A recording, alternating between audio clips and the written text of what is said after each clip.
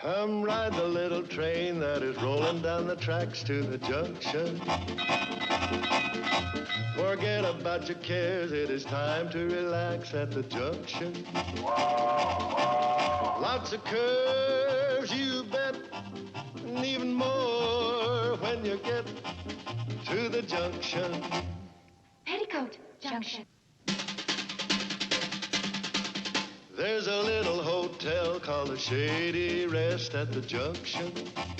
Petticoat Junction. It is run by Kate. Come and be her guest at the junction.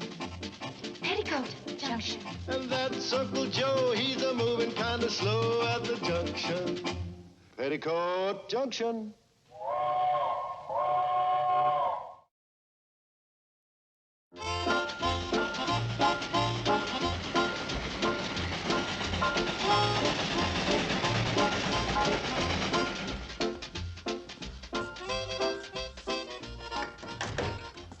Kate, what are you doing? Isn't it obvious? I'm redecorating the lobby. How do you like it so far? You mean to tell me all this stuff came out of that one little closet? Well, it didn't exactly come out. I dragged it out. All by yourself? No. He helped. Some help. Well, I couldn't find the girls, and you were sleeping so sound. Oh, nonsense, Kate. Whenever there's work to be done, you go ahead and wake me up. I'll find the girls for you. Thanks. And where are you going? Kitchen. I'm ready to eat. Always. But if you eat now, you'll spoil your supper. No, I won't. Oh, yes, you will, because I won't give you any. Be reasonable, Kate. If I'm going to look for the girls, I got to stoke the old boiler. You just bring that old boiler over here. If you stoke it anymore, you won't be able to carry it. Very funny. Now, come on. I'll explain my system to you. I have the girls' things in 3 piles. And Bobby Joe, Billy Joe, and Betty Joe. And this is yours. What is this? Oh, that's the dog's. Hey, just a minute, you. You're putting that on the wrong pile. That's my slipper. Give me that. Those scrubby paws off my stuff. Hi, Mom. Hi, Uncle Joe. Bobby Joe, where in the world have you been? Now, listen. I want you to get over About time you showed up. We've been looking high and low for you. I was swimming at the water tower. It was such a nice day. What's going on? What are you doing? We're cleaning the storage closet. Works, that's what's going on. Your mother and me have been about breaking our backs while you and your sisters are out lollygagging around. Speaking of lollygagging, where is Billy Joe? She's playing tennis with Ace Gunther. They took the train into Hooterville this morning. Tennis, swimming. Kate, you're raising a bunch of lazy girls. Yeah. I wonder where they get it. Uncle Joe? Oh, never mind, Mom. I'll help. What do you want me to do? Well, first I want you to go through your stack of junk and see if you can get rid of some of it. Oh, look. Here's my old ukulele. I wonder if I could still play it. Not without strings. And drums. Some people just don't have any sentiment at all. Oh, I have plenty of sentiment. I just don't have any room. Mom, if all this junk came out of the closet, it'll all go back in. Yes, but you see, this is last year's junk. And if we keep it all, where are we going to put this year's junk? Kate, I got a great idea. Well, this has got to go. You're going to burn this? No, you're going to burn it. Kate, you haven't heard my idea. This is a valuable old antique. Well, it's old, but it isn't an antique, and it certainly isn't valuable. Kate, I'm surprised at you. You're not keeping up on your interior decorating. Now, to you, this is just an old piece of beat-up junk. To me, it's the inventory of a money-making antique shop. That was your great idea. Sure. Sometimes if the furniture don't look old enough, you take it out and bang it around till it has dents in it. This is what they call a distress finish. Well, you know I'm in style after all. Everything I own has a distressed finish.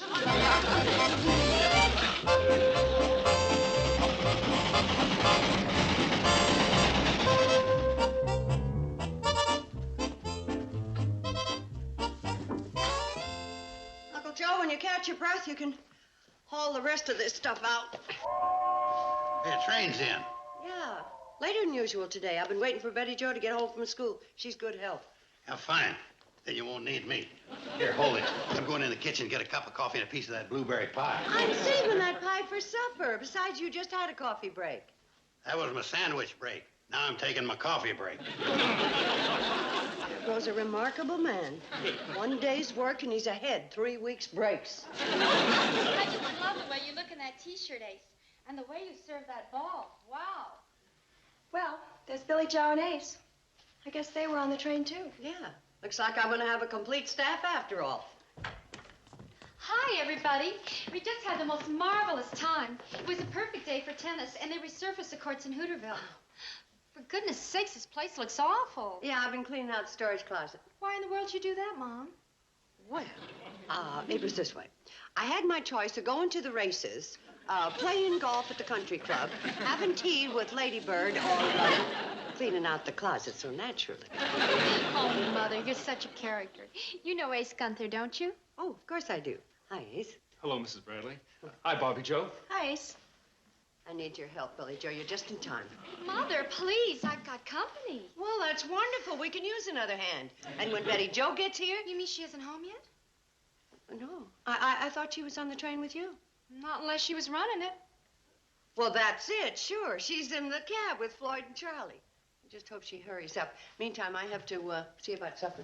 Well, if it ain't Miss Billy Joe Bradley, prominent sportswoman, just in from the links. Hi, Uncle Joe. But you don't play tennis on the links. You play on the courts. Oh, they must have changed the rules. Uncle Joe, this is Ace Gunther. Ace, this is my Uncle Joe Carson. How do you do, Mr. Carson?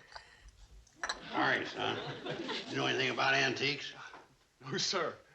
That's too bad. I was looking for somebody to help me out in my antique business. Oh? Come on, Ace. You must be dying of thirst. Yes, there's some nice ice-cold lemonade in the icebox. Oh, hi, boys. Where's Betty Joe? Tinkering with the train again? No, she didn't go on this run. And we held the train an extra 20 minutes. Well, I can't imagine what happened. She usually tells me when she's going to stay late at school. We ain't seen her since this morning. I said to Floyd, she just didn't look like our little Betty Joe with her hair slicked up and makeup all over her face. And when I spoke to her, she didn't answer hardly at all. Just stared out into space, kind of dreamy like her mind was on something far away. I could see right off she wasn't her normal self. Her and Moss, they ain't got brains enough to come out at night. Boys, did she say anything about doing something after school? I don't recollect she did. Oh, I thought it was kind of peculiar, her with that suitcase. Suitcase? Floyd. I told Charlie if it was anyone else but Betty Joe Bradley, I'd say she was running away from home. Running away? Yeah, you know, like that Perkins girl over in Pixley last month. Run off to the county seat and got married. And she was a year younger than Betty Joe. Why, Betty Joe wouldn't... Or that Walker girl from Crowell Corners last year. Hitchhiked halfway to Hollywood, California before they caught up with her. Floyd, will you shut up? You got a mouth like a cellar door. What'd I say? Hey, dumbbell, can't you see that Kate's pretty near worried to death without you making it any worse? Oh, no, I'm not worried. Why, Betty Joe's too sensible to do a thing like that. No, I'm not worried. And why are you sweeping the dog? I'm not.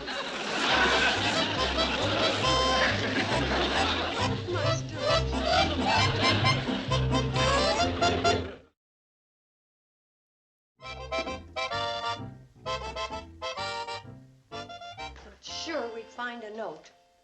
Lots of times when she's going to stay late at school, she leaves me a note.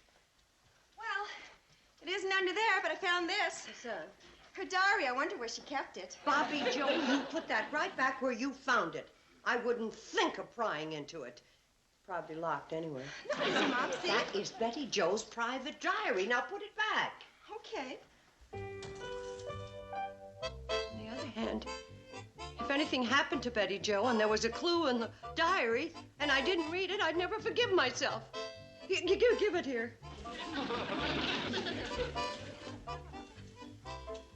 Oh, these are my baby's own personal thoughts, and nobody should pry into them. Put it back. Of course, I don't have to read the whole diary. I could just read the last page. And that's a mother's duty. Give it here. A mother should have some trust in her daughter. Well, I'm not her mother. Now, Billy Joe, what are you doing? Bobby Joe, you put this back where you found it. And that goes for dogs, too. Yes, I mean you. Well, so far, no note, but her green dress is missing, and her high heels. Her green dress, she never wears that to school. Looks like she did today. She's crazy about that dress. I know. She thinks it makes her look sexy. Oh, dear. Well, let's not get excited. Just sit calmly and try to think.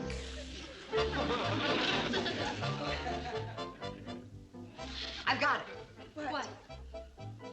Play rehearsal. No, Mom. Too early. They don't even have tryouts till October. Cheerleader practice. That starts next week. She was practicing cartwheels yesterday, getting in shape. Club meeting? That's right, no. Too early. Don't just sit there. If you've got an idea, say so. Too bad he can't talk. He probably knows. Yeah, she tells him everything. She used to tell me everything. Here, what are you doing? That's Betty Joe's notebook. He's trying to tell us something. Take it away from him. He'll tear it.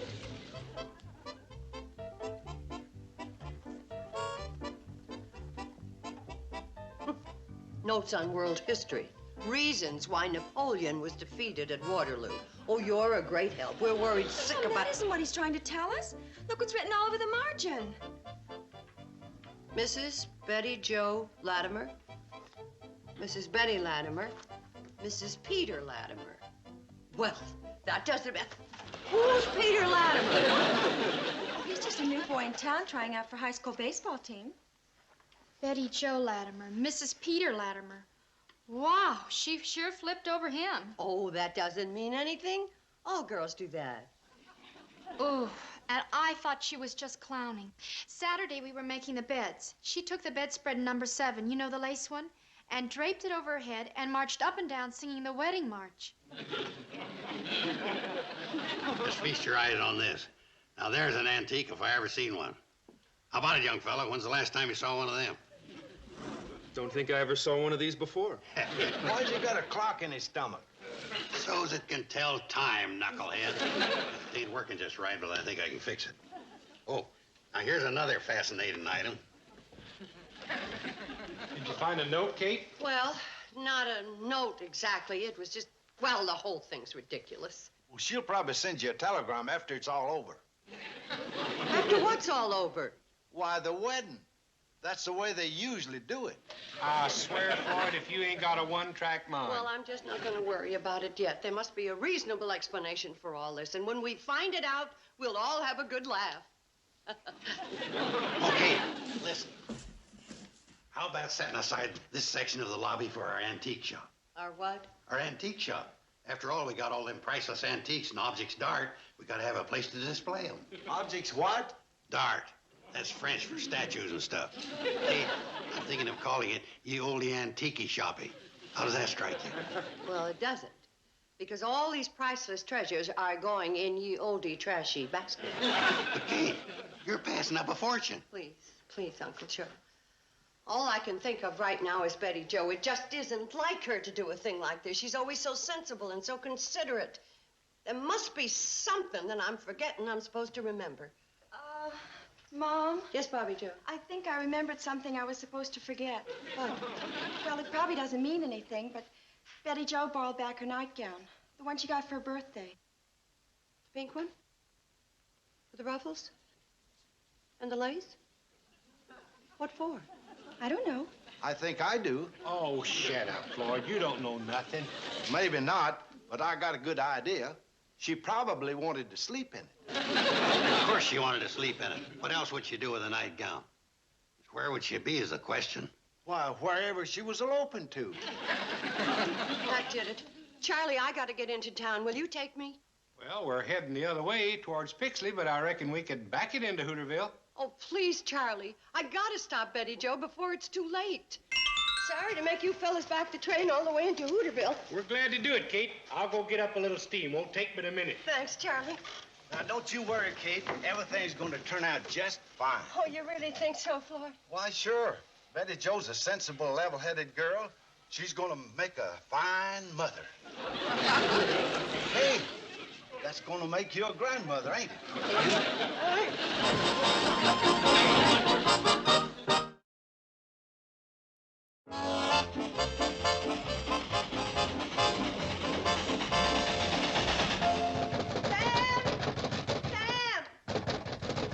Door's closed. Come back tomorrow. Sam, open up, it's me. Well, I don't care who... Kate, I'll be right with you.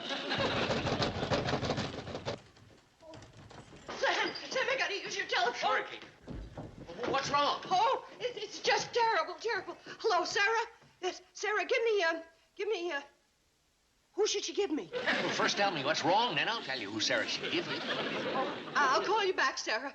Oh, it's just dreadful, Sam, dreadful. And now, Kate, get a hold of yourself. Betty Jo ran off and got married. Oh, good gosh, when did this happen? I don't know. She left the house this morning without saying goodbye, without even leaving me a note. Oh, now, take it easy, Kate.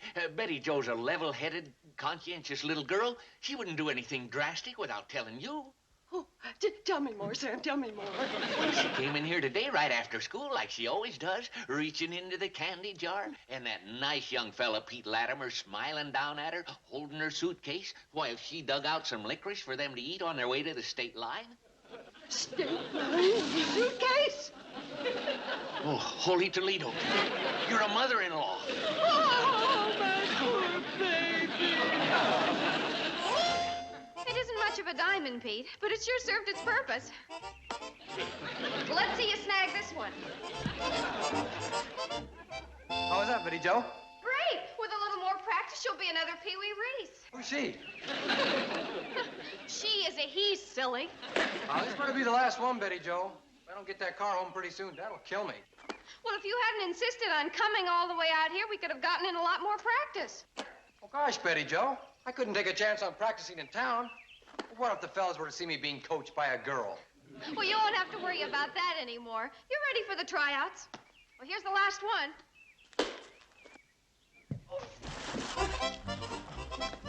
Betty Jo, are you all right?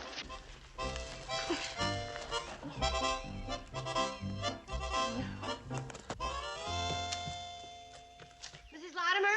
Yes? I'm Betty Jo's mother. Oh? I'm Kate Bradley. Oh, how do you do, Mrs. Bradley? I'm Peter Latimer's mother-in-law. Oh, how nice. Peter Latimer's mother-in-law. Oh, Peter Latimer is my son. Well, he's also my son-in-law. Your son and my daughter just eloped over the state line. Oh, this is a mistake. Peter couldn't have eloped. He has all that homework to do. Why, he never... Wait a minute. If he was going to do all that homework, why did he ask to borrow his father's car? You see, car, suitcase, state line. Listen to me, Mrs. Latimer. Right now, there are 2 innocent children out there being pelted by uncooked rice. Oh, my poor son. Your poor son? What about my poor daughter? Your poor daughter has talked my poor son into the poorhouse. His career is finished. He'll never be a plumber. What about my daughter? She's a straight-A student. A girl who never got to go to college, married to a boy who never got to be a plumber. It's all down the drain. Oh, I've lost my only son. Oh, Mrs. Latimer, don't feel that way. You may have lost a son, but you have gained the fastest shortstop in Hooterville. But what good's a shortstop when Peter's socks need darning? True. Hey, maybe we can still catch him. It's worth a try. Okay, let's get in the car and head for the state line. Yeah. No car. Well, there's only one thing for us to do. You're right. We'll just have to look on the bright side of things.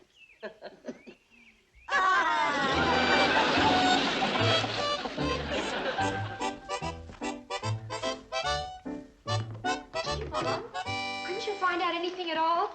One thing, and I wish I hadn't. Pete Latimer's missing, too. His mother is worried sick. Borrowed his father's car this morning, and he isn't home yet. Only those crazy kids would give us some word. Mom, did you notice? We scrubbed out the closet real good and put back the things you told us to. We didn't know what to do about the party stuff. And then we carried our own stuff to our rooms. Betty Jo's, too. Betty Jo. Say, Kate, us human beings are a little hungry. We haven't got clocks for a stomach like he has. Oh, Uncle Joe, you got a clock for a stomach, all right. And it's always set for mealtime. I guess you kids are starved. I'll go out in the kitchen to see what I can rustle up, huh? Wait a minute. Listen. Mom, it's Betty Jo and some boy. He's carrying her up the walk. Carrying her? Oh, thank goodness she's all right. Who's she with? He's awfully good looking. Oh, we're almost there. Yeah. It's Pete Latimer. Why do you suppose he's carrying her? Gosh, Mom, they do. Now, let's all get away from the window. And when they come in, not a word, let them tell us. I know. Let's all put on our party hats. Party hats?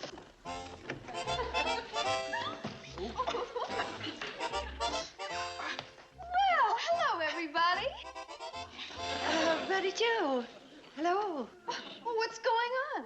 Is it a party? Well, why didn't somebody tell me? 'Cause you weren't around, that's why. And it ain't a party. We just been cleaning out the closet. Oh, well, listen, everybody. I'd like you to meet Pete Latimer. Pete, this is my family. My mother, my Uncle Joe, and my sisters, Bobby Joe and Billy Joe. How do you do? Well, don't just stand there. Come on in. Oh, watch out for that. Might help if you'd put Betty Jo down. Sure. Where? Well, how about right there? Well, could somebody clear out a chair or something? Oh, Bobby Joe, help me, huh? That's fine. Is that all right, Betty Jo? Oh, just fine. You're sure you're comfortable? Oh, absolutely. Can I get you anything? Can't think of a thing. Betty Jo? Yes, Mom? If you are sure you are comfortable, Oh, I am. would you mind telling us what this is all about? Oh, I forgot. You don't know. I twisted my ankle. It don't look swollen. No, it doesn't. It looks perfectly all right to me. And where did all of this take place? When Pete and I were fielding grounders over at Schroeder's Flats, you see, Pete didn't... Well, frankly, Betty Jo was coaching me. Well, I didn't want the fellas to know. Schroeder's Flats. That's why you went over the state line. Well, sure, Mom. Why else would we... Well, never mind. Uncle Joe, would you show Pete your antiques while I get supper ready? Come on, girl. Oh, yeah. You know anything about antiques, son? No, sir. Well, that's too bad. I'm looking for somebody to help me out with the antique business.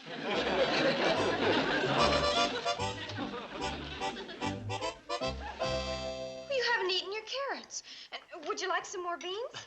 Betty Jo, you can teach me about baseball, but when it comes to food, well, I can coach myself.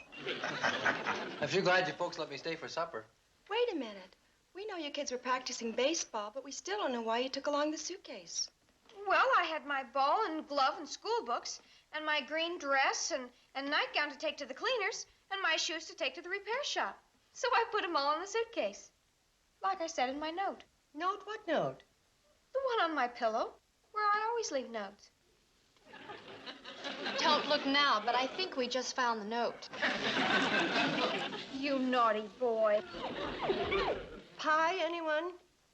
Except you. Don't be mad at him, Mom.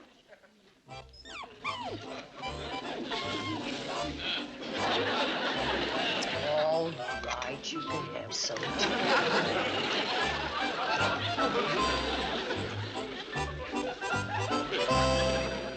Good night, Mrs. Bradley. Good night, Pete. I'll see you to the door. See you tomorrow, Pete. Sure thing. Bye. You kind of like Pete, don't you? Oh, he's just a boy I'm teaching how to play baseball, that's all. Good night, Mom. Wait a minute. I thought you sprained your, Healed fast, didn't it? Good at this.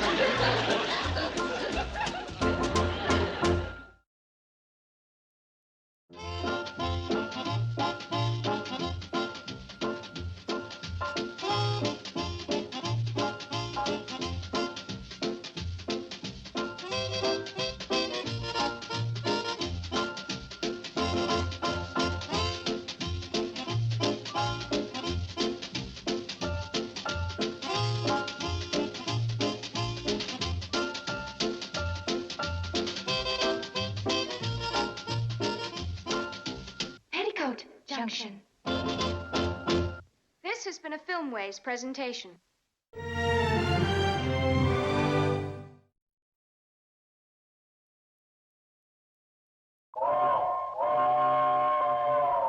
Come ride the little train that is rolling down the tracks to the junction. Forget about your cares, it is time to relax at the junction. Lots of curves, you bet, and even more when you get to the junction. Petticoat Junction. There's a little hotel called the Shady Rest at the junction. Petticoat Junction. It is run by Kate. Come and be her guest at the junction. Petticoat Junction. And that's Uncle Joe. He's a moving kind of slow at the junction. Petticoat Junction.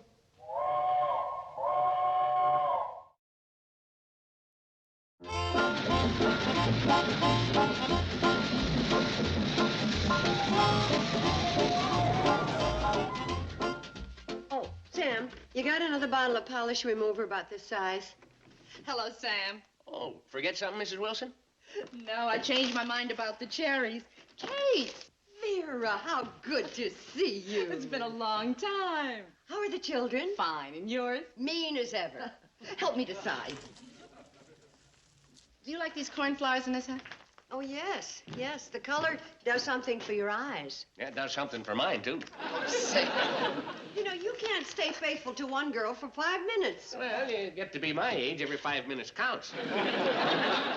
You know, Sam is right, though. I've never seen you look so well.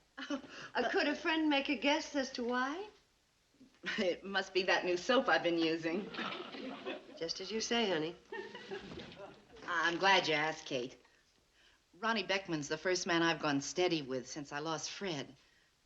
I like him a lot. Oh, I'm so glad for you. Have you and Ronnie set the date yet? Oh, Kate, it's not that serious. So far, it's just the movies once a week. Well, surely he holds your hand. Not even if they're playing a monster picture. Well, then you hold his hand.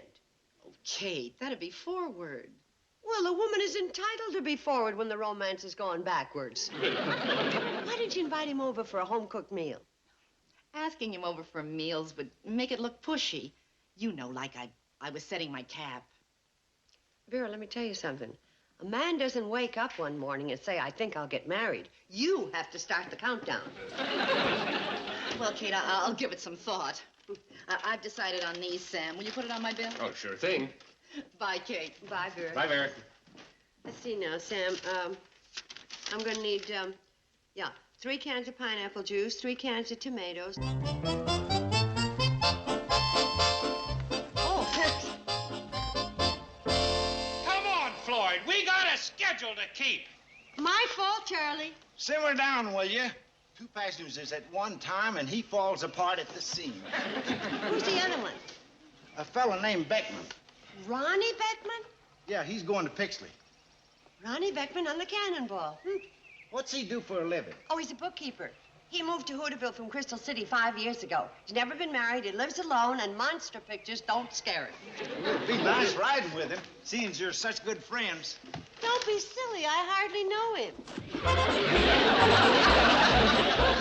Oh, hello, Mrs. Bradley. Mr. Beckman. Oh, here, let me help. Well, thank you.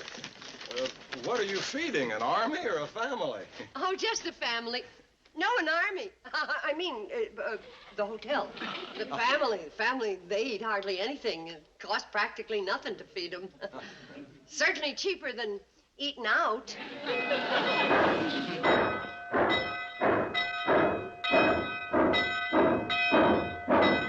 Not that I'm the greatest cook in the world, but you take my friend, Vera Wilson. Now, there's a cook for you. Oh, I don't mean for you. I mean, she's a great cook. And as I always say, there is nothing like a home-cooked movie. Meal. Yes, well, I'm afraid I'm not much of a judge of that. Oh, well, surely you had home cooking when you were a child. No, I lost both my parents when I was just a boy. I've lived alone most of my life. Oh, I'm sorry to bring up sad memories, Mr. Beckman. She put her hand on his arm. Now he's patting her hand. Hardly knows him. She ain't fooling us, is she, Isabel? Save your moo until tonight when you're alone in the barn. You know, incidentally, that Mr. Beckman sounds awfully formal. Yeah, so does Mrs. Bradley. I wonder who they are. Ronnie? I haven't the faintest idea, Kate. Will you shut up? How can I hear with you bawling? You have friends in Bixley? Oh, yes, but it's partly business. You see, a friend of mine owns the Bixley Lumber Yard, and so I spend the weekend and audit his books once a month. Oh. I bet you couldn't make head or tails out of my bookkeeping. What sort of system do you use? The close enough system. You see, you figure out what you spent and what you took in, and whatever is left over, that's close enough. Anyway, it always comes out even. Well, you should be in Washington, D.C. That's more than they can do with the national budget.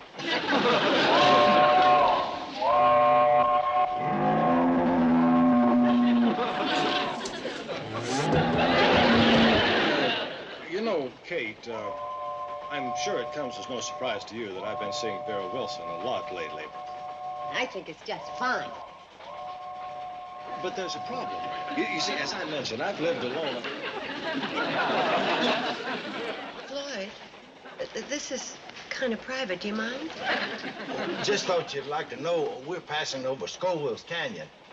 A sheer drop of 4 feet. Thank you, Floyd. Well, marrying Vera, I'd be taking on a family. Yeah, but such a nice one. Vera's children are wonderful. They're so well behaved. Oh, I'm the problem. I've never had to share so much as an evening paper. Ronnie, sharing is the best part of it. That's what makes for happiness. I can't even imagine being without my family.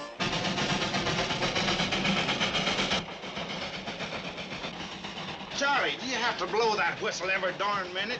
Between the tooting and the mooing, I can't keep track of the wooing. What in the thunder are you talking about? Kate and that Beckman fella are sweet on each other. You climb all the way up here to tell me that? Now lay off the whistle, will you? Regulations demand that I blow this whistle at regular intervals. One thing I believe in, it's rules. Sweet on each other. Kate! Well, we're coming to the Shady rest. I hope you have a nice time in Pixley, Ronnie. I'll carry these for you. Oh, you don't have to. Floyd will help me off with them. No, I mean, I'll carry them to the hotel. Are you getting off here? I hope you have a room for me. Oh, sure, but I hope you didn't take me seriously about needing help with my bookkeeping. I'll be glad to audit your books for you, but that's not the reason I'm getting off with you. Oh, what better way to learn about family life than living with one? Shady rest!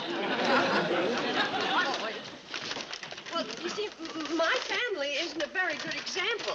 Oh, what I mean is that it isn't fair to Vera, because she only has 2 children. And I have the hotel and Uncle Joe and... You afraid to let me put it to the test, Kate? Afraid? What would I be afraid of? Afraid? I hope Kate knows what she's doing. Me too. Who's that young fella with Kate? Ronnie Beckman, A bookkeeper from Hooterville. a bachelor bookkeeper from Hooterville. If he lives so close, what's he doing at the Shady Rest? Joe, that's a good question. I ain't asking you for the quality of the question. Just give me an answer. The way we figured, he's going to be your new boss. He's taking in a partner? More than that, the way they was holding hands. Now, just a minute, Charlie. You didn't see him. I seen him. He was holding hands? Well, don't ask him. Ask me. I'm the one that's seen him. Well, I'm asking you. Joe, I couldn't believe it. I was in the baggage car looking after Newt Colley's cow, and suddenly I opened the door, and there, right before my eyes. They was holding hands. And not only that, they was sweet talking. Charlie, Pat, I'll never tell you nothing again as long as I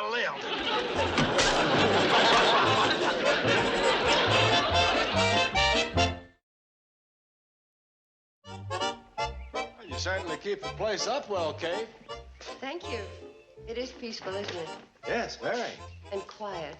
A nice, quiet, family atmosphere. You used up all the shampoo again!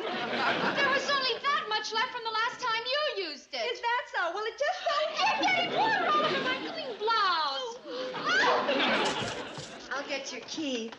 And just put your bags down anywhere. Here, let me take this. You're wearing my blue capris again. Well, you wore my capris yesterday. Well, I don't stretch yours out of shape. Are you implying? Well, those double chocolate malts don't go to your head, you know. That Georgie Davis Suncoach he turned out to be.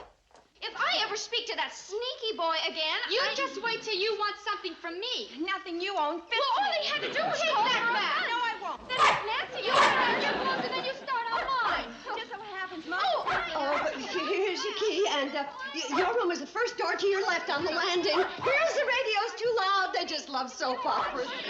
Dears, turn down the radio. I'm the oldest. You should have Girls. Oh, you don't make any sense. I don't know what you're talking about. What's the matter, Mom?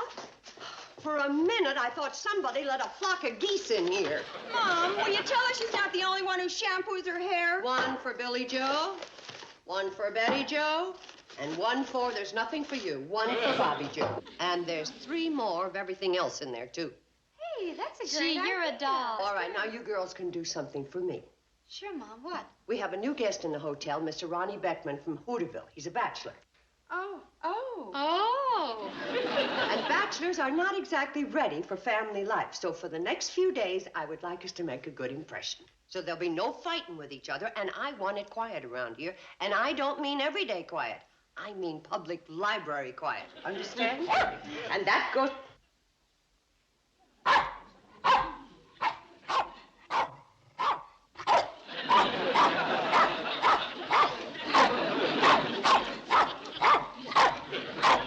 Stop fighting with squirrels. And if you have to bark, bark silently.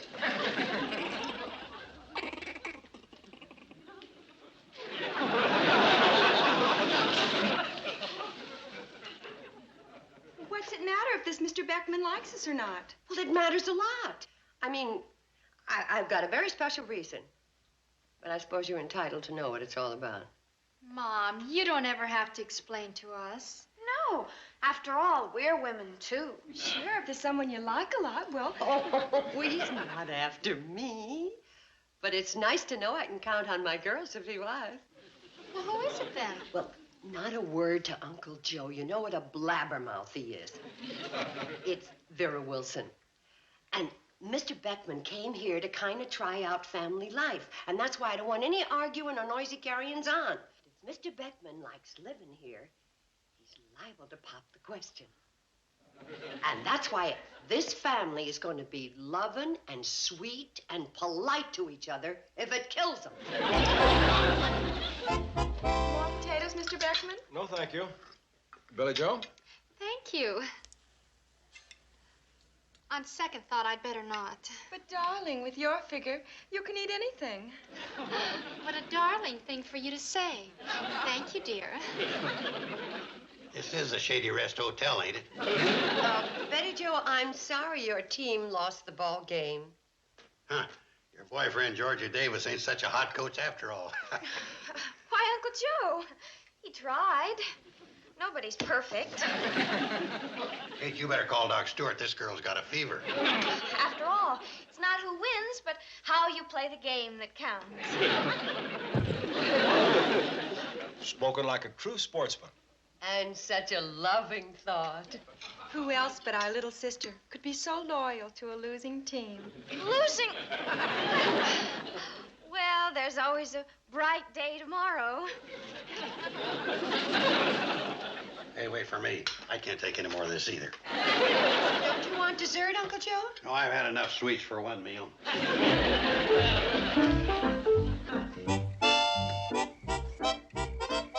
Better take it easy with that bone there. You're too young to remember rationing. Once them bookkeepers get their hooks into a budget, all that sweet talk they're giving out with, that's just icing for the wedding cake. So you don't like it either, huh? So this calls for strategy.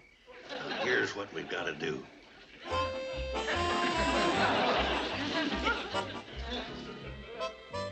How about a game of checkers, Ronnie?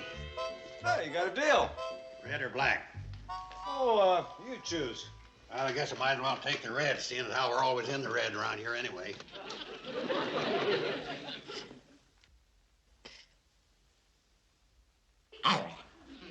Hold your horses. Now cut it out. Who's playing this game, you or me? Does that dog actually play checkers? Oh, he ain't so smart. I beat him 2 games out of 3. All right, 1 game out of 3. Oh, that cost you. Nobody likes a smart aleck. Now beat it. That is a smart dog. Yeah, well, I wish he'd remembered at mealtime. He eats like a horse. That's one of the trouble with kids. They always want pets, and that's more mouths to feed. Dogs don't eat just any old thing nowadays. See what I mean? Kids, too. Eat, eat, eat. Have an apple, Uncle Joe. Now. Eat all the time. Sure move. You have no idea what it costs to dress a family these days. My shoes alone. I don't see how Kate does it with the hotel business being as lousy as it is. I thought the Shady Rest was doing quite well. Yeah, I guess you did. That poor girl hasn't got a dime she can call her own. We better play fast. They may repossess these chairs any minute. Uncle Joe, can I see you for a second? Excuse me a minute.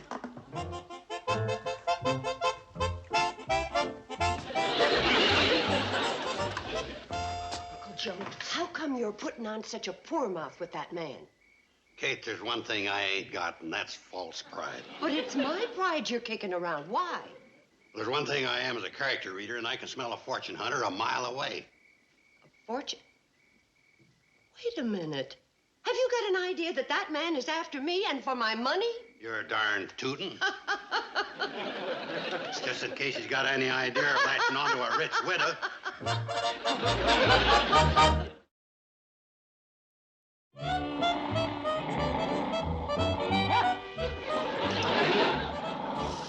Quiet. It's only Uncle Joe. I guess he thought you were Prince Philip. Where are you going? Why, church. All this sunshine and love is killing me. At least the preacher gets mad once in a while. Yeah, it will be a relief. Oh, look what time it is. I better change or the girls and I'll be late. You forgot to let your bath water run out of the tub. I haven't taken my bath yet. Of all the slowpokes, I thought you were through. You let it run out with my best bath salts? Oh, you dumb little kid, you. Who's a dumb little kid? Shh. Oh.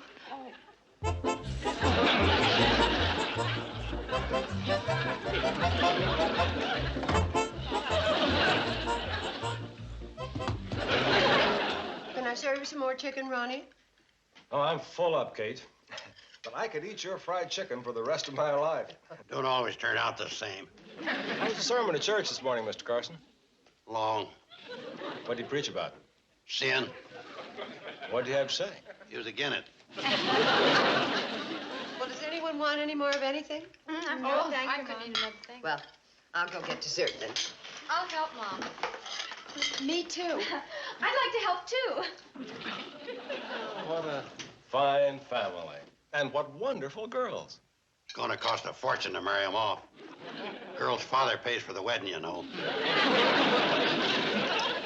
I want you girls to know I'm real proud of you. This hasn't been easy. Do you think he's getting the message? I think we're coming into the home stretch. If we win, it'll be by a whisper. But, Mom, I don't think we're really being honest. And you call yourself a woman? This pie looks scrumptious. Yeah. That won't go to your head either. Mom, if she doesn't stop those snide remarks. Now, girls, you know, I can hardly wait to see Vera Wilson and tell her all about this. I'll bet he's going to propose to her. But when? Well, that's up to Ronnie. Hey, Betty Joe, Georgie Davis is in there. Oh, he is? Well, he'll wish he weren't. I've got plenty to say to him. We'll hold it for another time. I don't want any fighting or yelling today. Mom, our team lost the game on account of him. How would you like to lose that advance on your allowance I promised you? You wouldn't. You would.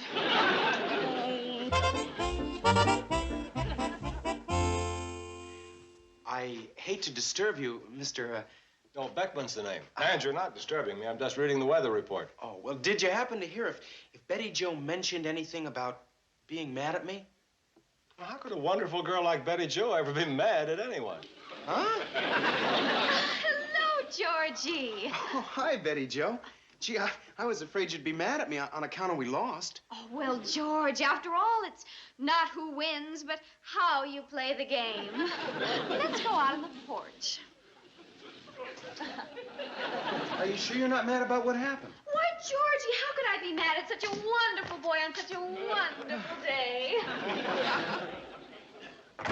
You have your nerve to show your face around here. What? All you had to do was call for a sacrifice. Now, listen. When Mary Lou was at bat, you should have told her to bunt. Whose side are you on? Now, what kind of question is that? Will you get out of here? Not until you let me explain. Go!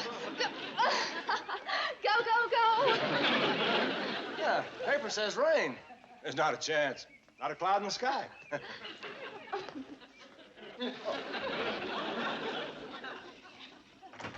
For your information, I signaled Mary Lou to bunt. But she's such a show-off, she couldn't resist taking another swing. Oh, Georgie, I'm sorry. I didn't know. That's what's the matter with girls' ball teams. The players are girls. And girls are goofy. One minute you're poison, and the next minute they're all over you. But let me explain. Don't bother. I know. You're a girl. Oh, I hope you do rain. All over that Ronnie Beckman. Mom, are you sure it's not too tight? Billy Joe, your figure is fine. Sure. What's a little baby fat? Bobby Joe, I swear. Shh, quiet. What a drag. Can't I even play records? Not yours. Maybe I'll get lucky and find an old Lawrence Welk. Kate, I'd like to pay my bill. Are you leaving? Yes, I am.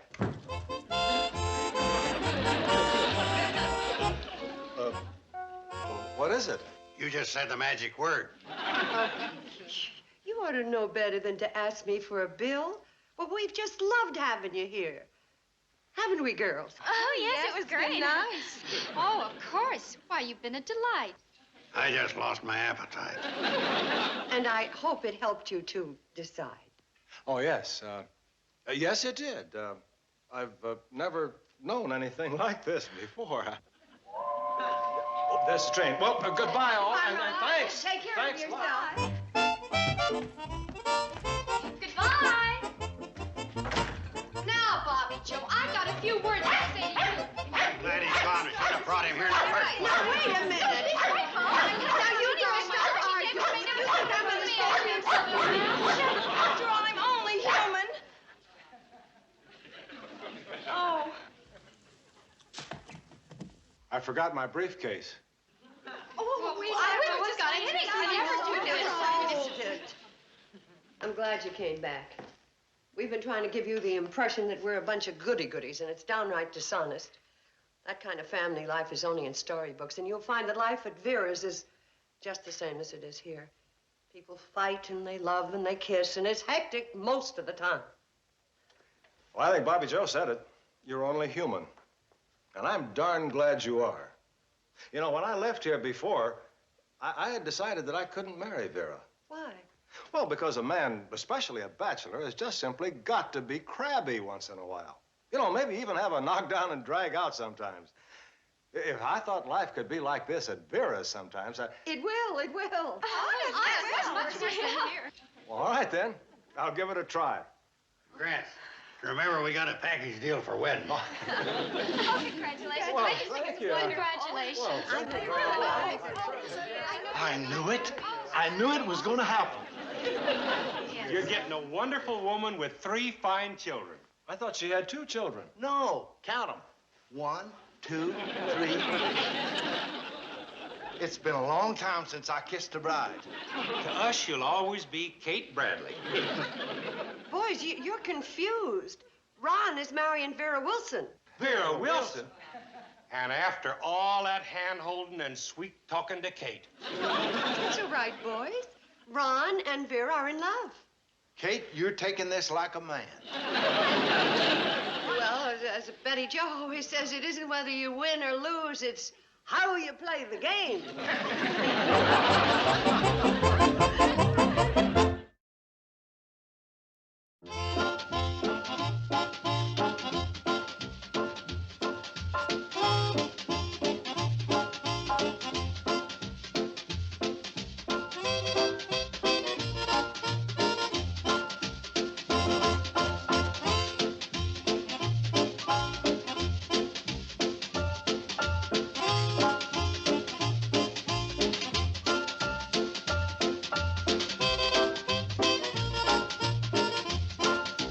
Petticoat Junction.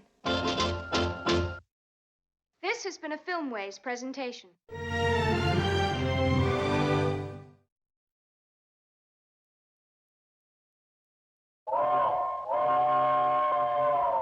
Come ride the little train that is rolling down the tracks to the junction. Forget about your cares, it is time to relax at the junction. Lots of curves, you bet, and even more when you get to the junction. Petticoat Junction. There's a little hotel called the Shady Rest at the junction. Petticoat Junction. It is run by Kate. Come and be her guest at the junction. Petticoat Junction. And that's Uncle Joe. He's a moving kind of slow at the junction. Petticoat Junction.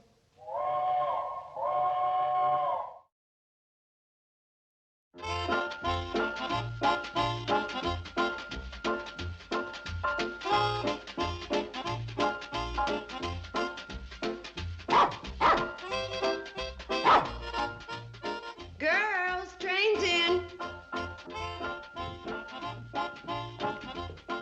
Bye, Mom. Bye, Billy Joe. Have a good time at the basketball game. Oh, I'm not going to a basketball game. I'm going to a debate. Enjoy yourself. Thanks, Mom.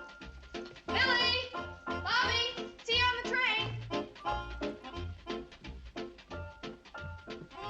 Will you zip me up, Mom? Oh, sure. Hope you and Arthur have a nice time at the dance tonight. Oh, I'm not going with Arthur. I'm going with Greg. I thought Billy Joe was going with Greg. That was yesterday. Billy Joe traded me Greg for Arthur. Oh, good heavens! What's the matter?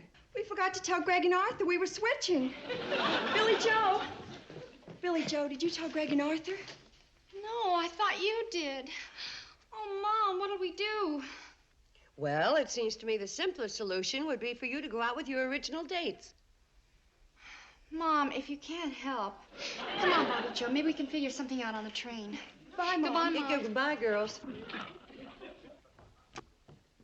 Well, so long, Kate. Where are you off to? Sam Drucker's. And tonight I'm going to beat that cheating old box boy. I'm taking my own checkers. But Joe, how can you accuse Sam of being dishonest? Last week I caught him using marked checkers. Good night, Uncle Joe. Enjoy yourself. Thanks, Kate. Well, looks like you and I have the whole hotel to ourselves.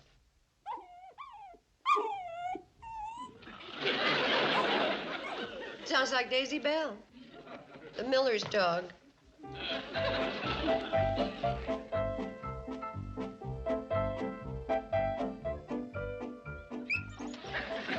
You too, huh?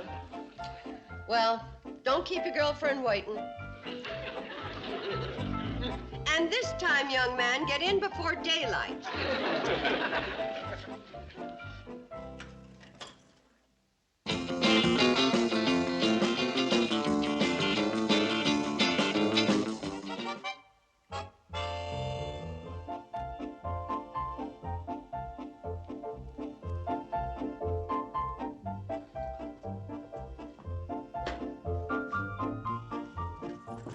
We're going, Mom. Oh, night. See you later. Right.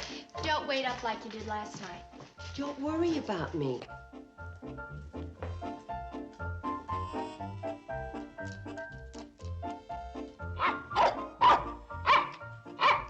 Oh, my goodness, I forgot your dinner. Well, so long, Kate. I'm off to play tic-tac-toe with Sam Drucker. Yeah, but he beat you 99 out of 100 games last night. Yeah, but tonight we're using my chalk. Sorry to keep you waiting. All right, go to it.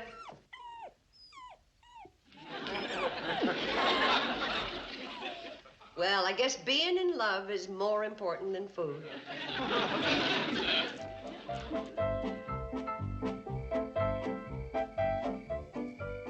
Nice night for knitting. Nothing like knitting under a full moon.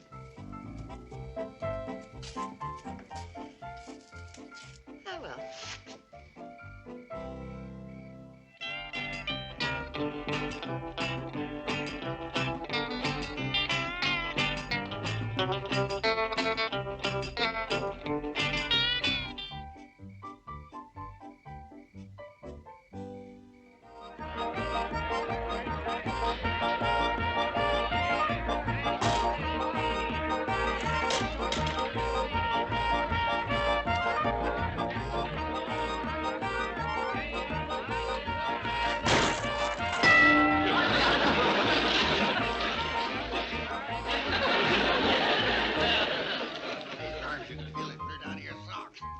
Hi, Mom. Hi, everybody.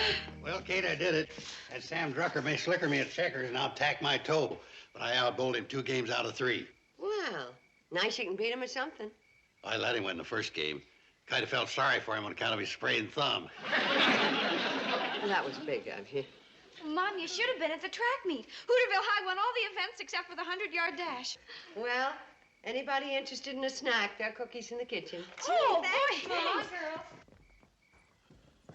Oh, Bobby, before you misplace it, I'd like that charm bracelet back that you borrowed. Sure a beautiful evening. Yes, lovely. You gotta get out of the rut. Here, Betty, you better take your charm bracelet back before I misplace it. What makes you think I'm lonely, Uncle Joe? Why, you're sitting out here all by yourself while the girls are dating and I'm gallivanting around with the boys. What are you driving at? What I'm driving at, it's a shame to waste that moon. Oh, Uncle Joe. Kate, you gotta get out of the rut and have yourself some fun. Don't worry about me. I am having plenty of fun. Oh, that shawl's dandy. But it can't tell you how pretty you are in it. Well, what I mean is, Kate, I know what you mean, Uncle Joe.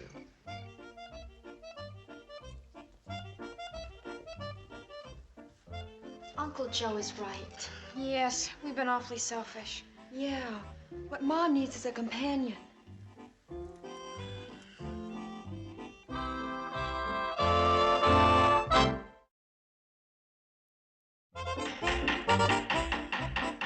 Okay, the meeting of the Committee for the Care and Improvement of Cape Bradley will come to order. Hey, Billy, how come you're heading this meeting?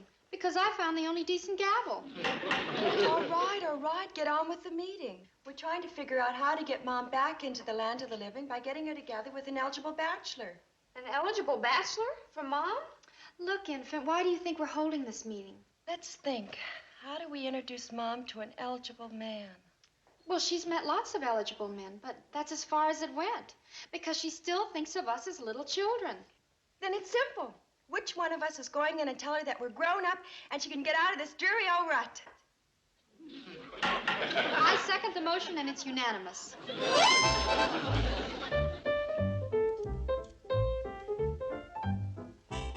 My, what a beautiful stole.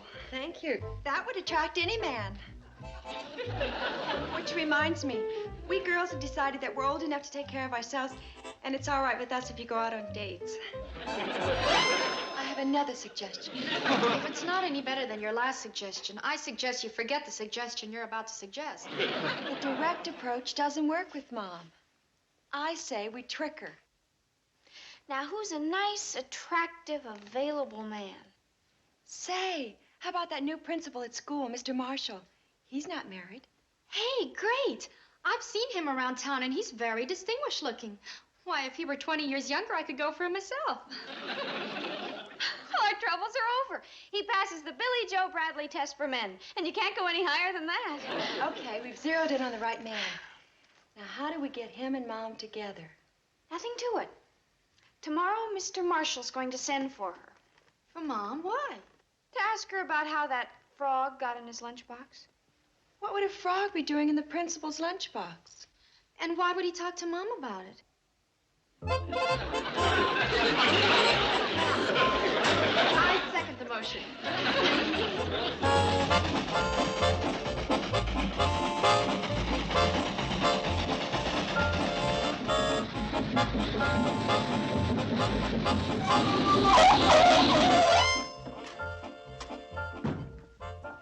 Isn't he a doll? Isn't he the nicest bachelor you ever met?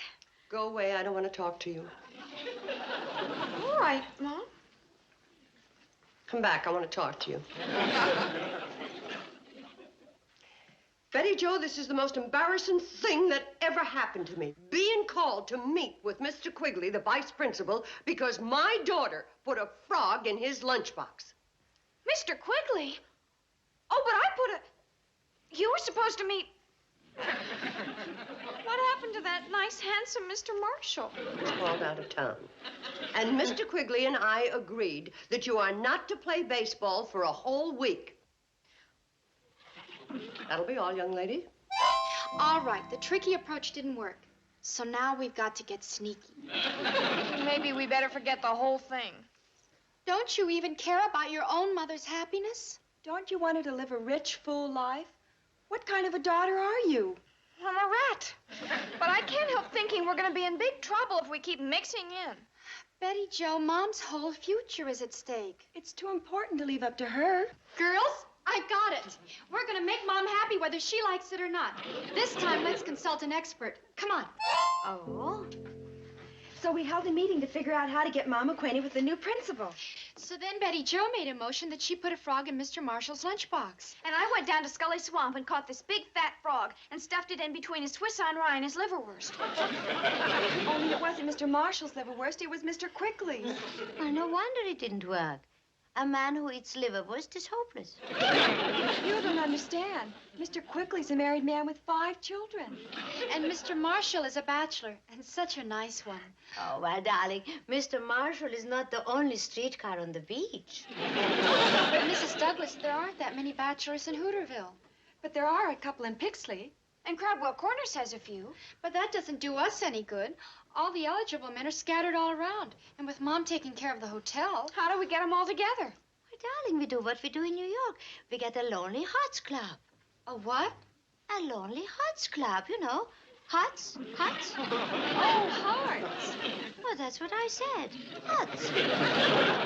A Lonely Hearts Club is a good idea, Mrs. Douglas, but Mom would never go to one. Well, if we can't take the molehill to the mountain, we take the mountain to the hotel. Of course. Of course. Of course?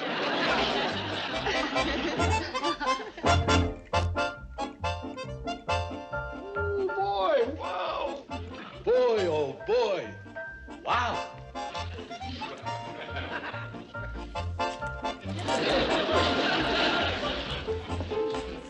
Wow, wait.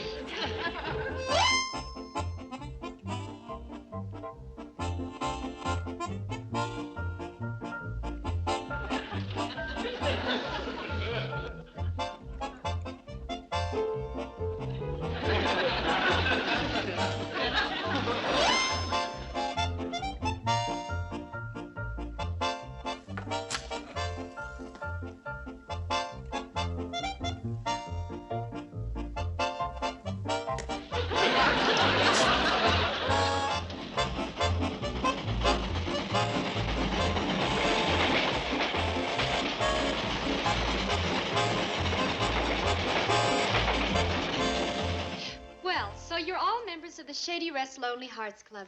We're delighted to have you. Girls!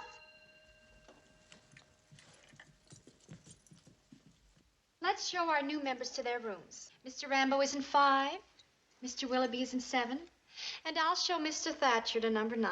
This way, gentlemen.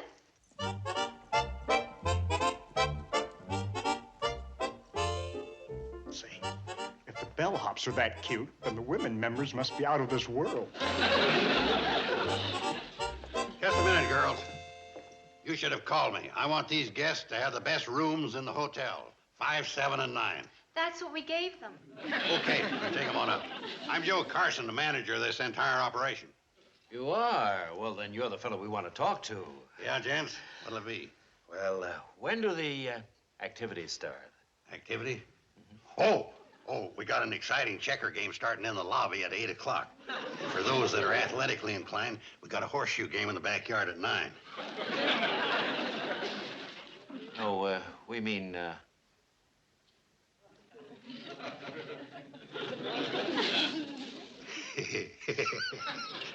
Soda's in the ice box. Mr. Carson has quite a sense of humor. Yeah.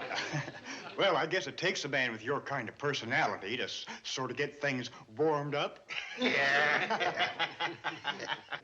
Uncle Joe, we'd better get these gentlemen to the room so they can tidy up a bit.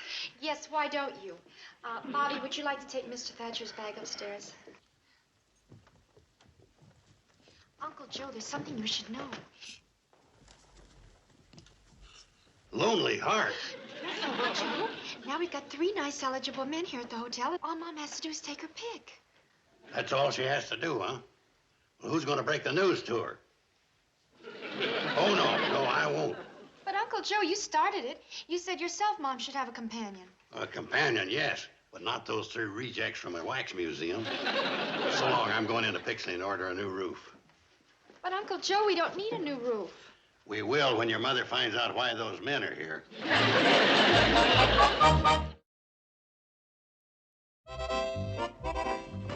Uncle Joe, what business are those 3 new men in?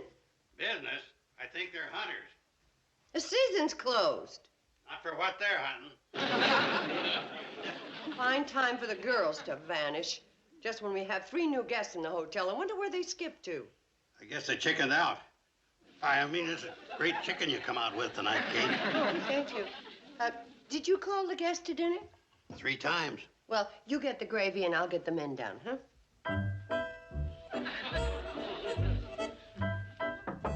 Mr. Rambo, dinner's ready. Ain't eating. Aren't you hungry? Yep.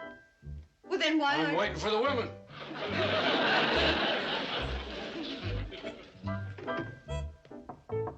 Mr. Willoughby, dinner's ready. I'll wait till my dream girl gets here. Oh, are you expecting your wife? Hope it works out that way, Mrs. Bradley.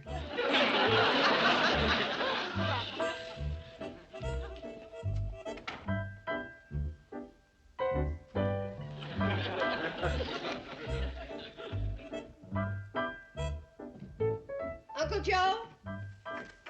Uncle Joe! Yeah, Kate? What's going on in this hotel? Something going on? The girls have disappeared, and the men won't eat until the women get here. What women?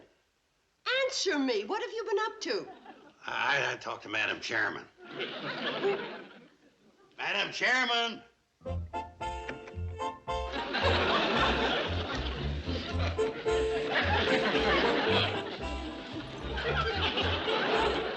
Well?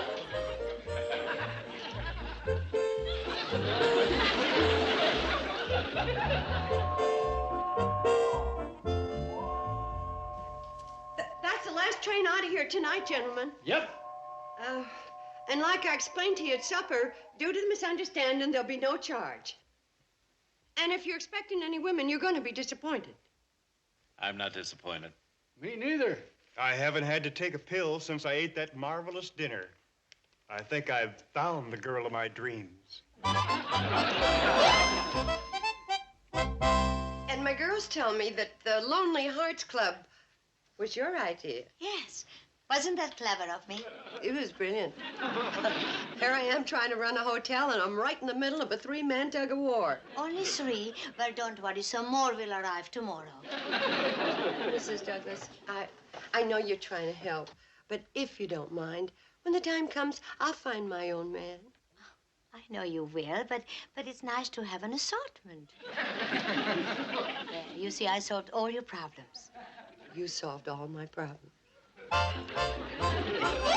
Uncle Joe, you're going to solve my problem. And put down that pie. Putting her down as fast as I can, Kate. We got 3 men in this hotel expecting to meet women. That's their problem. Their problem is our problem. Because you and the girls lured them here under false pretenses. The Shady Rest Hotel is not now, nor ever will be, a lonely hearts club. What are you getting so all steamed up about? Because I don't want the hotel sued. Now, you get those men out of here without telling them why. Kate, you're asking me to do the impossible. We gotta make them want to leave. I know. We'll toss a hatful of hornets in their rooms. I think this is more practical. You know about these men. Now, tell me first about Mr. Rambo. What about him? Didn't he ever say what kind of woman he didn't like? Oh, yeah. The Gabby type. He can't stand them. Okay.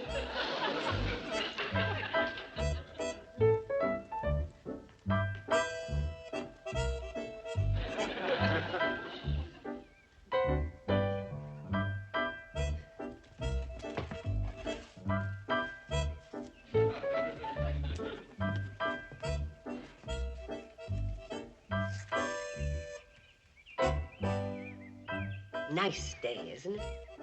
Sorta. I'm so glad we're away from the others. You know, being a hotel manager, I try to be impartial to all my guests. But sometimes it's difficult because some men are just naturally more attractive to women than others, especially the strong, silent type. And the strong, silent type man likes a silent type woman. And you will find that I am probably the most silent woman you ever saw. All my girlfriends say that I am the most silent person they know. They're all blabbermouths, but not me. I'm silent. And I think that's why we are mutually attracted, because you're silent and I'm silent. How would you like to go for a nice silent walk? Excuse me, I think I'll go pack.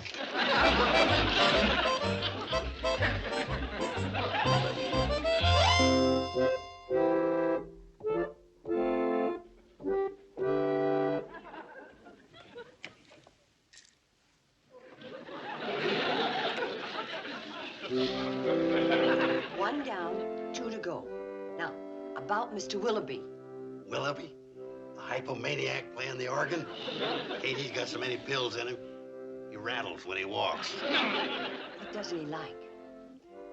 He doesn't like to hear about other people's aches and pains. Oh? How are you feeling? Oh, not too bad. Except for this pain in my hip. I feel awful. Mrs. Bradley, those are for the pain in my hip. Hip. I got pains all over. Hip, knees, elbow, ankles. But that may not be the right pill. Don't give it a second thought. Wherever this pill goes, there'll be a pain waiting for it. Oh, there it goes now. Oh, Oh, your knee hurts? Oh. Well, I had a pain in my knee once. You think you had a pain? This knee goes out of kilter if I so much as pass a drugstore. Well, speaking of pain... I gotta sit down. Did I tell you that I had my appendix taken out 3 times? The first time the doctor couldn't find it, and the second time he found it, and it had wiggled its way behind my pancreas. So the third time, the doctor took the scalpel. Mrs. Bradley, you may be a good cook, but I could never seriously consider spending the rest of my life with somebody who does nothing but complain.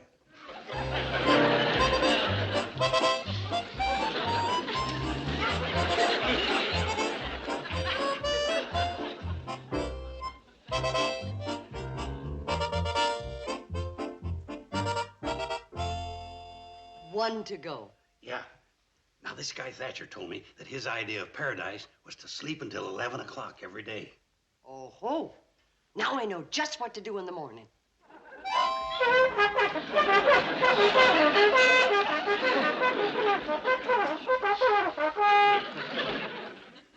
He ain't rising, Kate. Give him some more encouragement.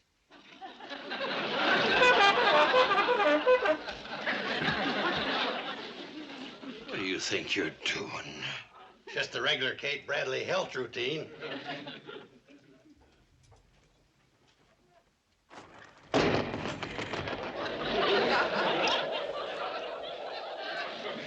Okay, Miss Mr. Thatcher. Now for some calisthenics. Now, as a starter, we'll touch the toes 50 times without bending the knees, and then segue into 40 push-ups. Not me. I'm going to get back into that bed. And when I wake up at a decent hour, I'm going to get out of this boot camp.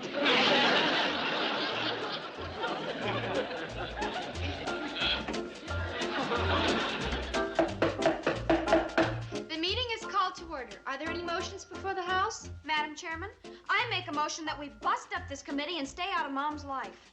And tend to our homework. I second the motion.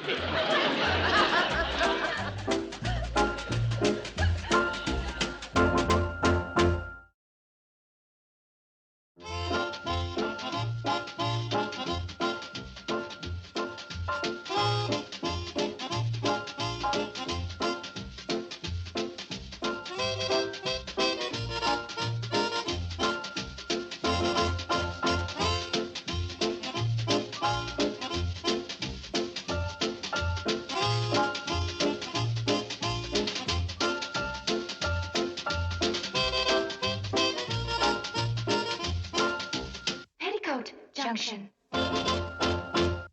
This has been a Filmways presentation.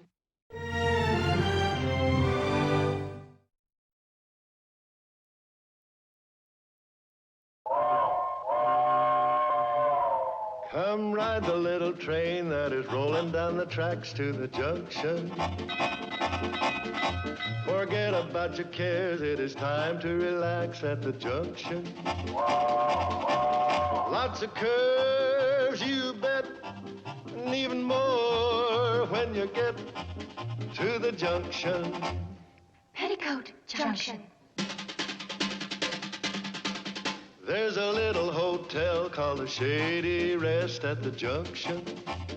Petticoat Junction. It is run by Kate. Come and be her guest at the junction.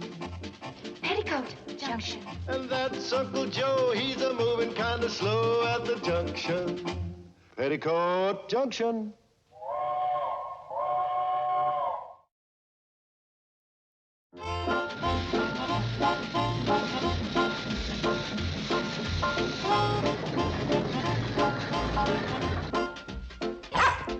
I ain't got time for you now. I got big news. Hey, let go, you knucklehead. All right, so you dug another hole. What do you expect, the Pulitzer Prize? All right. Is that what you stopped me for? Same old moldy tomahawk you dig up every 3 months. Now, listen, this nonsense may be all right for you, but I got an earth-shattering scoop to report. Hey! Stop yelling, Uncle Joe. I'm right here. Kate, you'll never guess what happened. Please, we're busy. Kate, what's the most fantastic thing you can imagine? Take a wild guess. You got a job. I got something better than that. I got $1 million rolled up right here. Bobby Joe, would you move your end to the right a little? Kate, how'd you like to send the girls to college? How'd you like to take a Mediterranean cruise? How would you like to give us a hand with the sofa? Uncle Joe, if you're not going to help, move. Oh, we had a wonderful swim. Hey, Joe, how'd you like to have one of them fancy new sport cars? I'd love one. But we don't have a garage, and I'd hate to clutter up the lobby. Really, Joe? How'd you like to have a mink coat? Well, if you'll include an ermine for a change of pace. After all, no girl wants to be seen at the soda fountain night after night in the same old mink. Biggest news that ever hit Hooterville. Nobody will listen to me. Well, you're better than nobody. Don't get a swelled head. You ain't that much better. You know what that is? That's a map of Hooterville Valley. See, here's the railroad. This here's Bleeker's Creek.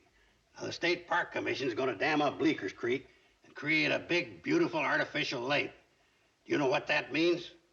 That'll bring a booming prosperity. The Shady Rest will be a thriving tourist resort. We'll make a fortune. Get your foot out of the lake. What lake? You didn't want to listen to me when I was trying to tell you. Now I won't tell you even if you stand on your head. No, sir. No use begging me to tell you about the multi-million-dollar Hooterville Valley Lake project that's going to make Lake Tahoe look like a bird bath. A new lake? Here in Hooterville? State Planning Commission, Engineering Division, Hooterville Dam Project. Where'd you get this map? He's a friend of mine. Big shot with the State Engineering Division. He smuggled this out to me. Kate, the commission ain't going to decide on this until next week. I didn't know you had an important friend at the state capitol. If it weren't for him, the engineering office would be in a big mess. What's his title? He's the head janitor. Just look at this, Kate. Kate, when this lake's filled up, it's going to be over 10 miles across and have a shoreline of over 40 miles. My man. The state's going to stock the lake with fish. We'll not only make a lot of money from boats and fishing poles, but we'll corner the worm market, charging 50 cents an inch. Uncle Joe, where's the Shady Rest Hotel? Well, here's Ben Miller's apple orchard, and this is Scoville's Bluffs. Now, we're just halfway between. Right in the middle of the lake. Well, at least it's centrally located. And look at the railroad tracks. Floyd and Charlie are going to have to get diving suits. Half the cannonballs right away is underwater. Now, who would want to turn the cannonball into a submarine and put the Shady Rest Hotel at the bottom of the lake? You know, if this weren't a state project, I would swear this is the work of one man. Good thinking, Mrs. Bradley. Homer Bedlam. Thought I'd drop by and say hello before the kelp starts growing in your lobby. Oh, speaking about lobbies, I personally boondoggled this subject with the state legislature under the guise of conservation of natural resources. You won't get away with this, Bedloe. 2 months from now, we'll be standing in exactly the same spot. As you like, but if you do, bubbles will be coming out of your mouth. You know, Homer Bedloe, you've done some pretty contemptible things in your life, but this is the lowest you've ever sunk. Thank you, Mrs. Bradley, but not as low as this hotel will sink. Oh, by the way, you'll have plenty of guests. Catfish will be checking in, pickerel will be checking out. And you won't have as much work to do in the rooms, Mrs. Bradley. Oyster beds don't require a change of sheets. Bedloe, without a doubt, you're the most rotten, mean, miserable, despicable rat in the world. Oh, I wish you'd write that down and send it to my mother. She'd be so proud.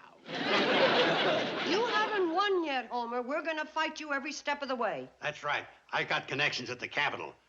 I got a friend that can take me right to the head of this project. Oh, well, in that case, you don't have to write that letter to my mother. You'll be seeing her. So that you'll recognize her, here's a photograph. What a remarkable resemblance. Yeah, the same little beady eyes, the same sneer. You know, that picture was taken on our family yacht, the Scavenger. The same one that'll be sailing overhead on the new lake. Well, see you all at high tide.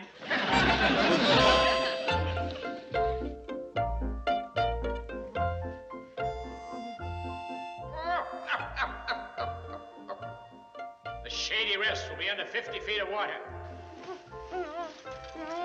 There'll be kelp growing in the lobby, catfish checking in, pickerel checking out.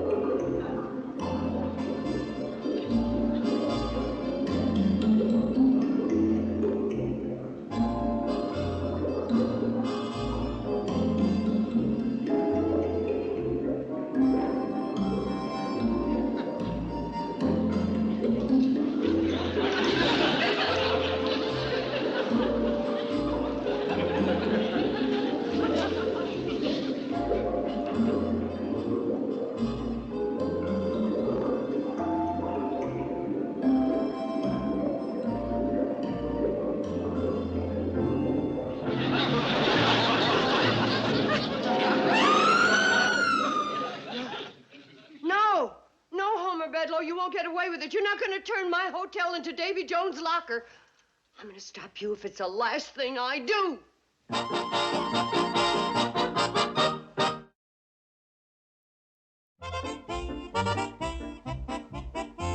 We need 200 signatures to get a restraining order to stop the dam. Now, how about it? All right, I'll sign. Here you are. How about you, Fred? I ain't signing nothing till I have a conference with my family. But Doris is shopping in Pixley. Well, but the decision-making part of the family's right here. Arnold, what do you think of that? Well, all right, if you say so. Why'd you sign next? Oh, no, I ain't gonna sign nothing. You better. You be shoveling perch into that boiler. Boy, don't be a Benedict Arnold. Put down your John Hancock. Well, can't I sign just plain old Floyd Smoot?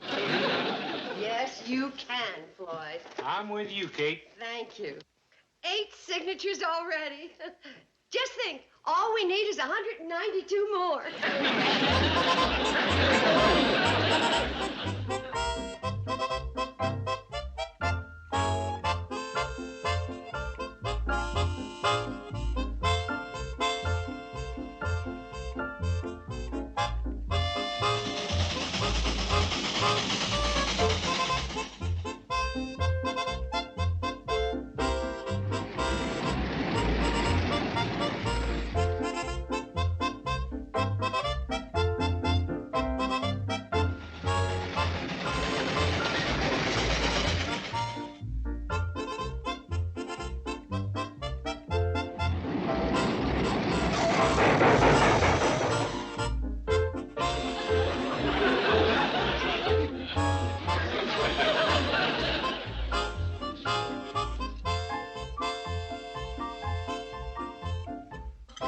198 signatures. Only 2 more and we could have stopped. Pass the hotcakes. Well, girls, we might as well all eat something. Homer Bedloe's come out on top. How touching. Oh, the family at breakfast. No, please, don't anybody get up. Just let me enjoy this little tableau while it lasts. Soon this cozy dining room will be a grotto for eels, and you, my dear good friends, will be a tattered little band of gypsies roaming homelessly about the countryside. Bedloe, why don't you run over to the zoo? I hear one of the rattlesnakes needs a venom transfusion. You don't fool me a bit, Mr. Carson. Behind that facade of hostility lurks a deep and heartwarming hatred. Homer Bedloe, you wouldn't be so brazen if the Conservation Commissioner knew what kind of man you are. Why don't you tell him? Oh, Mr. Commissioner. Oh, Mrs. Bradley, this is Mr. Fletcher, the Commissioner of Conservation. How do you do, Mr. Commissioner? Mr. Fletcher, this is my Uncle Joe Carson and my 3 daughters, Billy. Oh, yes. Homer here has told me all about your charming daughters. Billy Joe, Barbie Joe, and Betty Joe. Hello. Mother, may we be excused? Oh, certainly.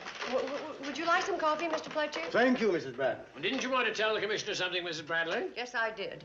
Mr. Fletcher, this man... Excuse me, please. Modesty prevents my listening to praise.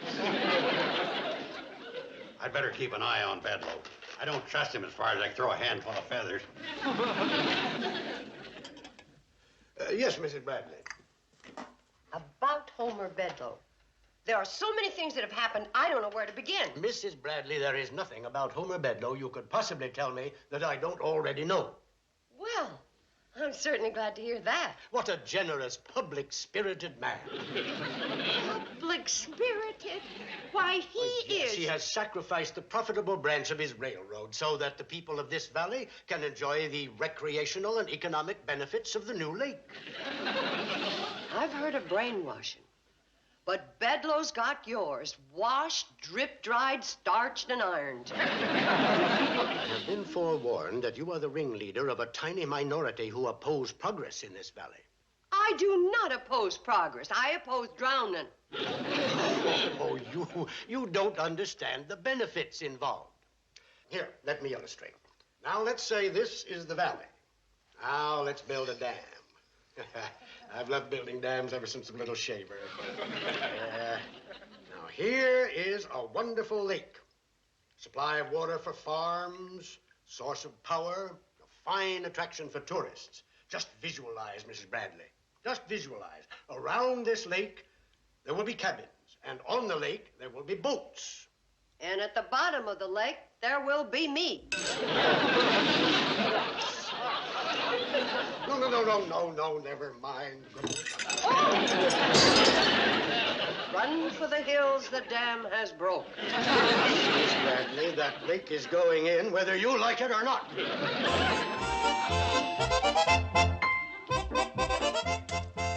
That's too bad. I just know there's a couple of people we missed. We just got to get 200 names. Henderson. Did we get all the Henderson family? All but Ralph, but he refused to sign. Oh, he did, huh? Did you tell him it was for Kate?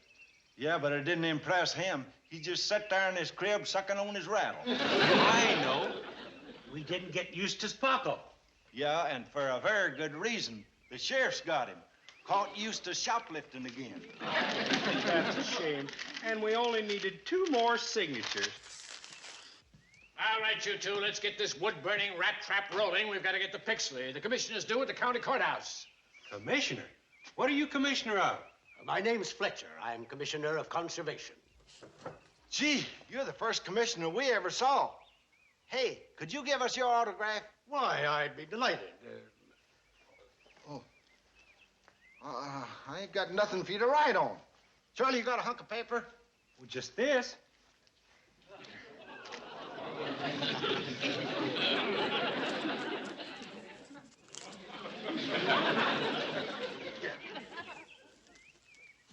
Thank you very much. Well, aren't you going to ask for my autograph? After all, I'm vice president of the CNFW Railroad. All right, Floyd, let him sign it.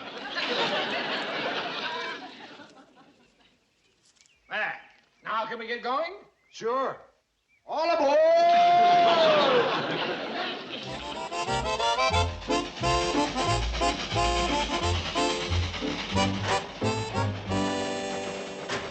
There, that'll get us up Bleeker's Hill. Let's have another look at this petition. We might think of a couple more names.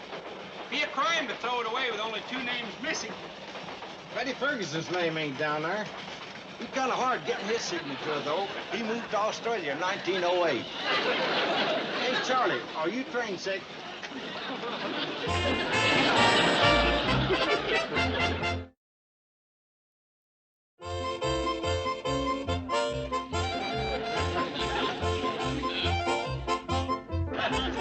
Drink up, fellas. Soda pop's on the house. Imagine Homer, Bedloe, and the commissioner signing the petition to put their own dam out of business. That's like the British giving Paul Revere a road map for his famous ride. Charlie, tell us again how you out-slickered Homer Bedloe. Well, you see, men, it was like this.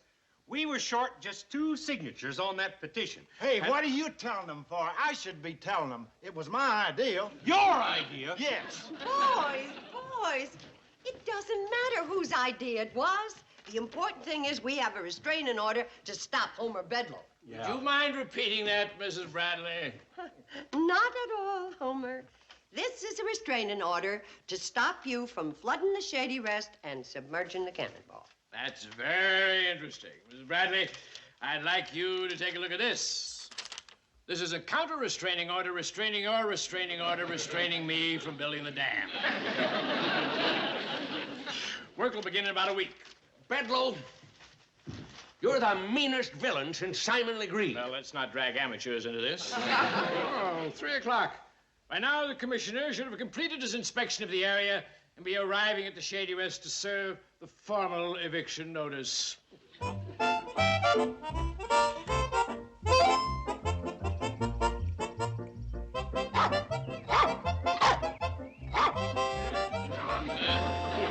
Here, let go now. I've no time to play with dogs. Assistant little Dickens, aren't you? All right, I've inspected the rest of the area. Might as well inspect your bone. Well, this is interesting. A tomahawk.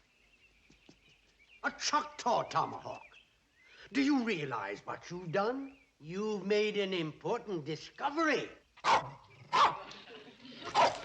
Hey, lay off that racket. Can't you see I'm trying to...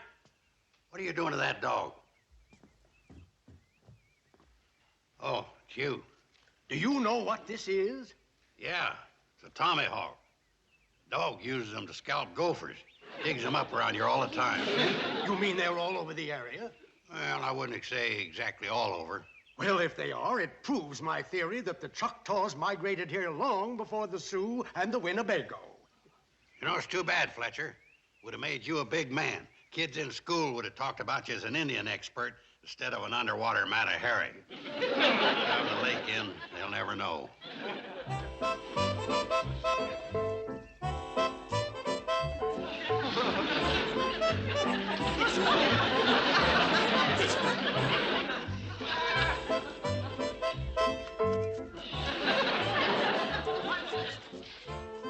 I think the next best place to dig's down by the brook.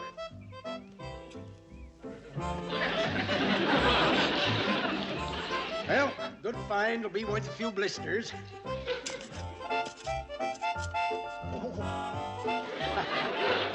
Done it again, Commissioner. That makes the 6th tomahawk. Now, there's a dedicated public servant. Hello, Bedlow. You know, Fletcher, I'm as anxious to complete this dam as you are, but you better wait for the crew. There'll be no dam. It'll be a crime to destroy such a valuable piece of Americana. Uncle Joe, you standing on an anthill? No, Kate. On top of a whole Indian village. Yes, sir, Kate, we've been living here all our lives, never realizing that we're right smack dab in the middle of an ancient Indian burial ground. Indian burial ground? That's right, Mrs. Bradley. So far, we've turned up 6 Choctaw tomahawks. Well, I don't care anything about tomahawks. Get these people off the state property. No, Bedlow. We'll need Mrs. Bradley to look after the hotel. Why, Shady Rest will become a shrine, attracting thousands of tourists and school children who ride the cannonball and see America as it was in the days of the noble red man. Oh, no. I hate to do this, Mr. Bedlow, but I gotta tell the truth. Oh, no, Kate. They're gonna find out one way or another, and they'll build a dam anyway. Find out what? Look at this. Made in Japan, 1963. So you've tried to make a fool out of me. All right. Just for that, I will take every advantage to see that that dam is built as soon as possible. Bedlow, get me a copy of that survey. Survey? Well, I left it in my office. I'll have to wire for it. Get away from there, you! Hey there! Come back with my survey!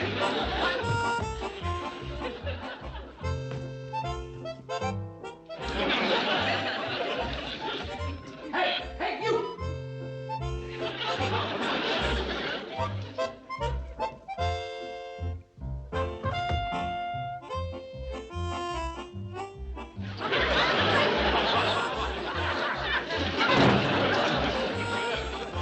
Mr. Fletcher, please don't read that. It'll cost me my job. I'll lose my pension. Well, no wonder. Mrs. Bradley, just listen to this. The commission never saw this report. Conclusion. While there are certain advantages in building a dam in the Hooterville area, it is the final recommendation of our engineers that a dam across Willow Creek is far more practical and economical.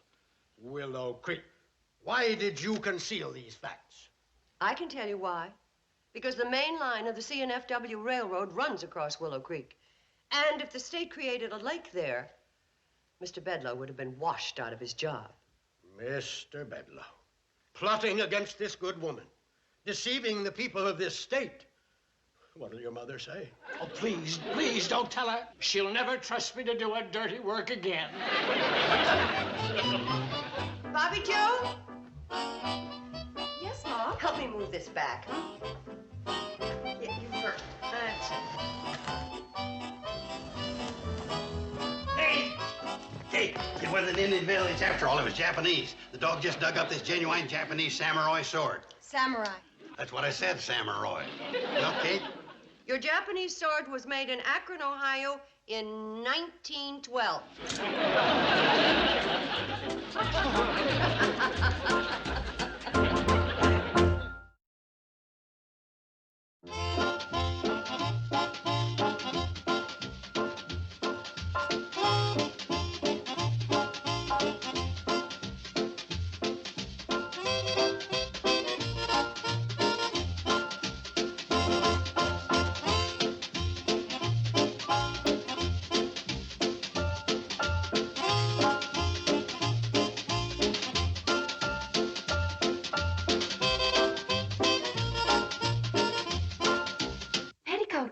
Junction. This has been a Filmways presentation.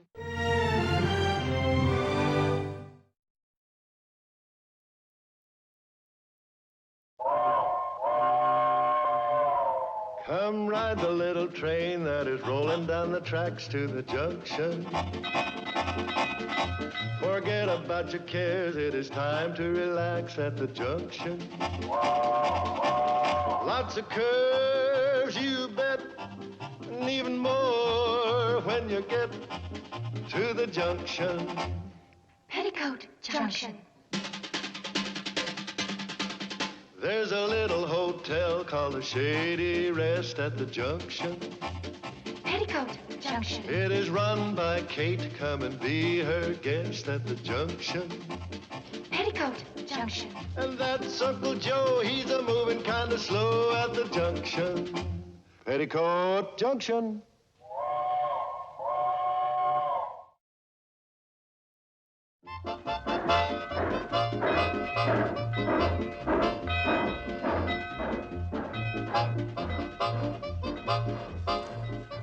You got the money to pay for it? No. Then there's no point in discussing it. Well, Willie's only asking $23 for it. 24. But you'd take 23. Well, I'd take 23.50. Mom, where could you find a motorbike like this for $22? 23. What are you going to use it for? Ride it to school. On the tracks?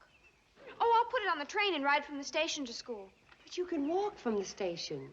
But it's such a long walk. Oh, yes. Got to be all of 10 minutes. No, sir.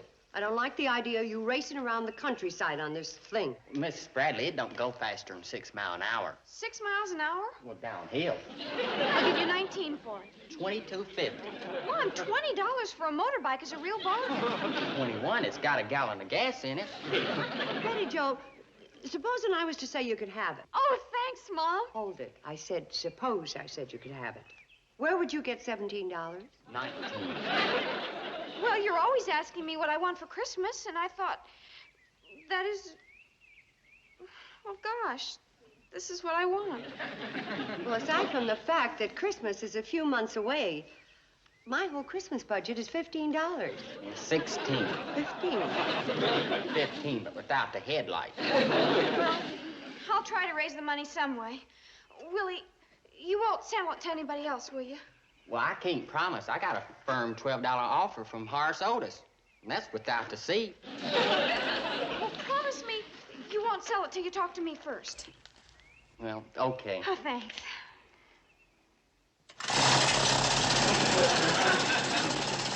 Bye, Betty. Bye. Bye, Mrs. Bradley.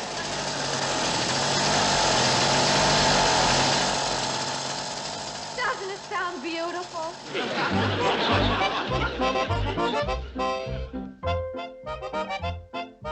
But I've got to earn some money. What do you need money for? I want to buy Willie's motorbike. Don't slam the door on the way out. Oh, my gosh, Bobby, I mean... What do you need a motorbike for? You're a girl. I know. Then why don't you act like one? How's a girl supposed to act? Why don't you ask Mom? Ask me what? How's a girl supposed to act? You mean you're going to start going out with boys? No, she wants to buy a motorbike. Oh, that again. Betty Joe, it's time you learned the facts of life. I know the facts of life. Then what do you want a motorbike for? What's wrong with a motorbike? You're a girl. Why does everybody keep saying that? Bobby Joe, you got some cold cream? No, Mom. I have some.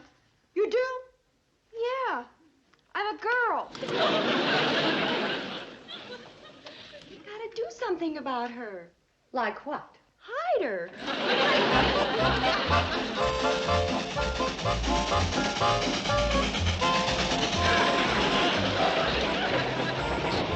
Motorbike, huh? Yes, it's a beauty. Doggone, when I was a boy, I always wanted a motorbike. Did you get one? No, when I was a boy, they didn't have them. Oh, watch your pressure. Charlie, there must be something I can do to earn some money on the train. I could sweep the coach. No, that's Floyd's job. Or I could polish the engine. That's Floyd's job, too. Or I could clean out the firebox. Floyd does that. Hey, Charlie, maybe she could take your job. You ain't doing anything. I run the engine. You couldn't run the engine if I didn't throw wood in the firebox. Then throw it. Charlie, maybe Floyd had a good idea.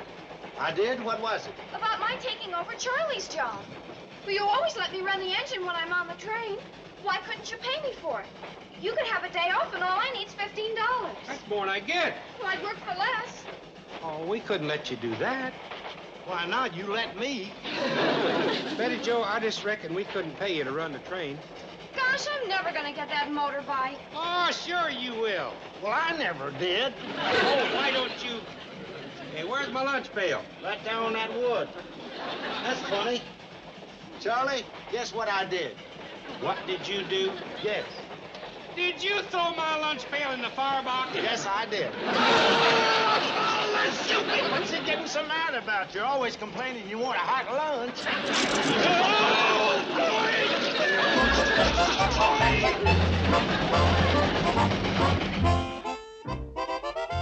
Oh, hi, Betty Joe. How are you, Mr. Drucker? Fine. Bless you. You getting a cold, Betty Joe? Well, it's not me, it's him. Oh, you getting a cold? The dust. Oh, Gets in his nose. yeah. I guess it is a little dustier on the floor than it would be up someplace. There, that better? There ain't no dust up here. Well, there must be. He's got a very sensitive nose. Oh, well, I guess the store does need dusting. You got any idea who could do it for me? I could. What kind of a deal did you have in mind? Cash or jelly beans? Cash. How much? $15? $15? I couldn't pay $15 if this was gold dust. Oh, I didn't mean for just once. I dust every week for a year. One dusting usually holds it for a year. I'd be willing to go as high as $1 for that. I need 15. Willie won't sell for less than 15, huh? Maybe without the tires. But I've just got to find some way of earning $15. Mm-hmm. You ever think of taking out an ad in the Hooterville World Guardian? No, how much would that cost? $1 or one dusting.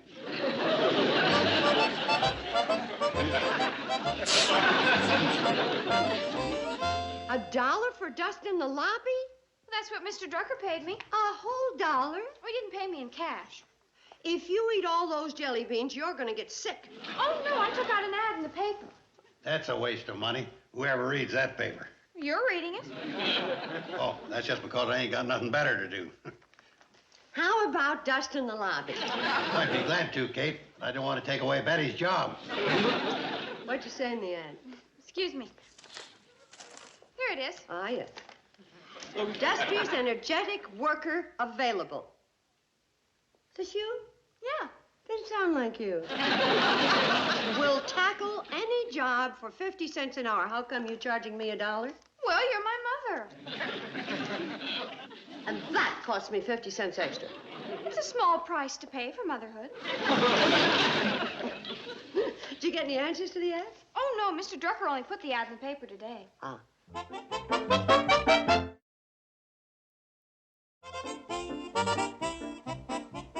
Well, the ad's only been running 3 days, Betty Joe.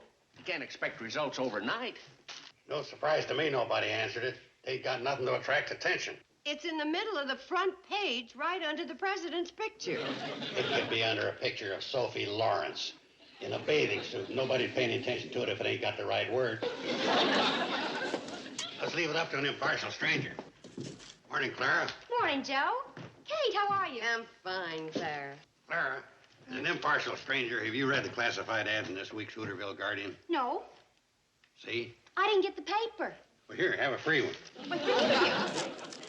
Read it. When I get home. Would you mind reading it now? Uncle Joe's conducting a survey. Oh. No, reread the front page. What do you notice? Say, this fellow's picture over the classified ad looks familiar. Isn't that the president?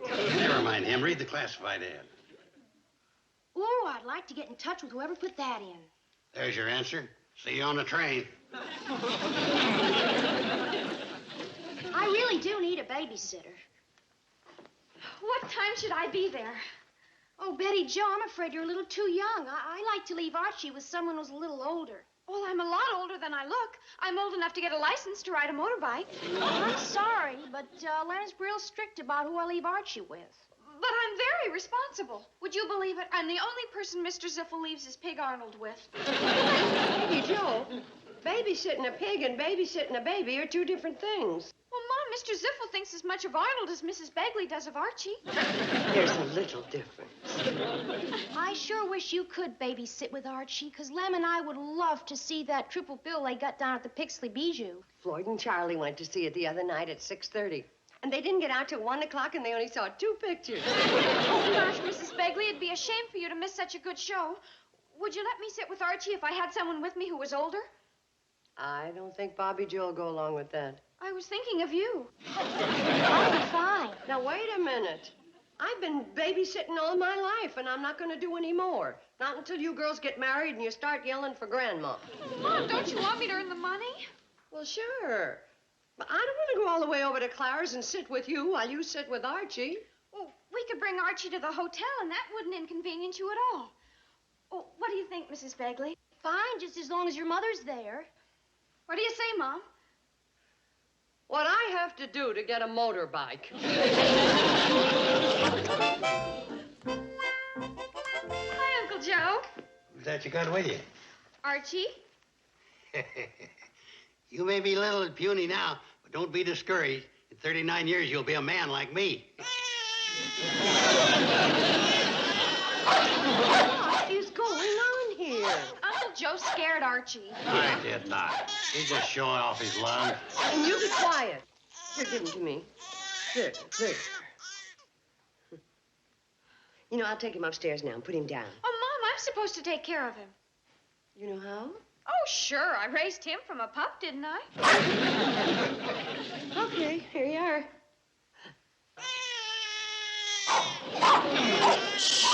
And you be quiet.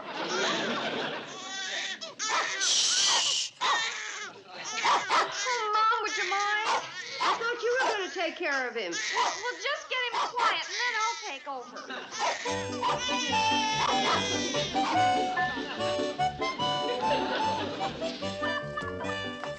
Mom, will you hold Archie while I get his stuff organized? Sure.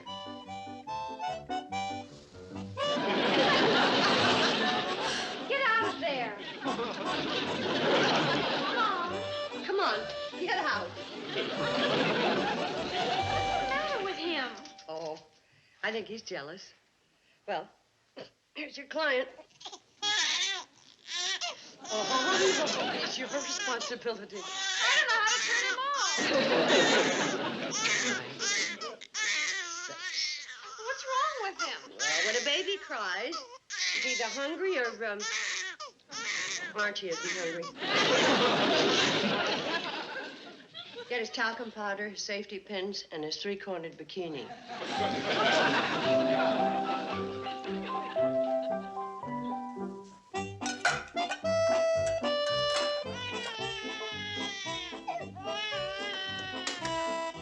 Betty Joe, the baby's crying. Bobby Joe. Uncle Joe, the baby.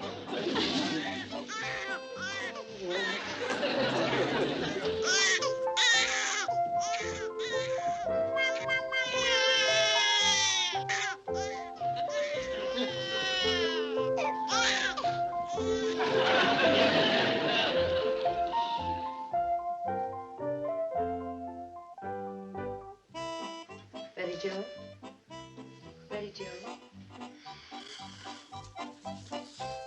Oh, where's the baby? Well, Clara Begley picked him up an hour ago, and she left you this for babysitting. Oh, it's not my fault, Mom. It's his fault. He was supposed to wake me up. What's gotten into you? Don't you want me to get that motorbike? I can't take your $2, Betty. Why not? Well, I had another offer from Hank Kirby. Well, you promised to sell the bike to me. Look, all I said was that if I had another offer, I'd let you know so you could meet it. How much is it?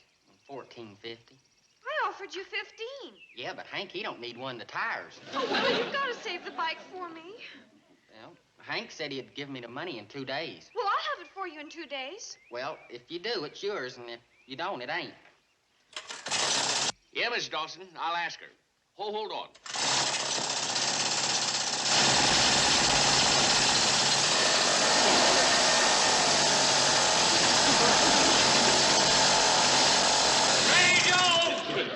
have to yell, Mr. Drucker. I can hear you.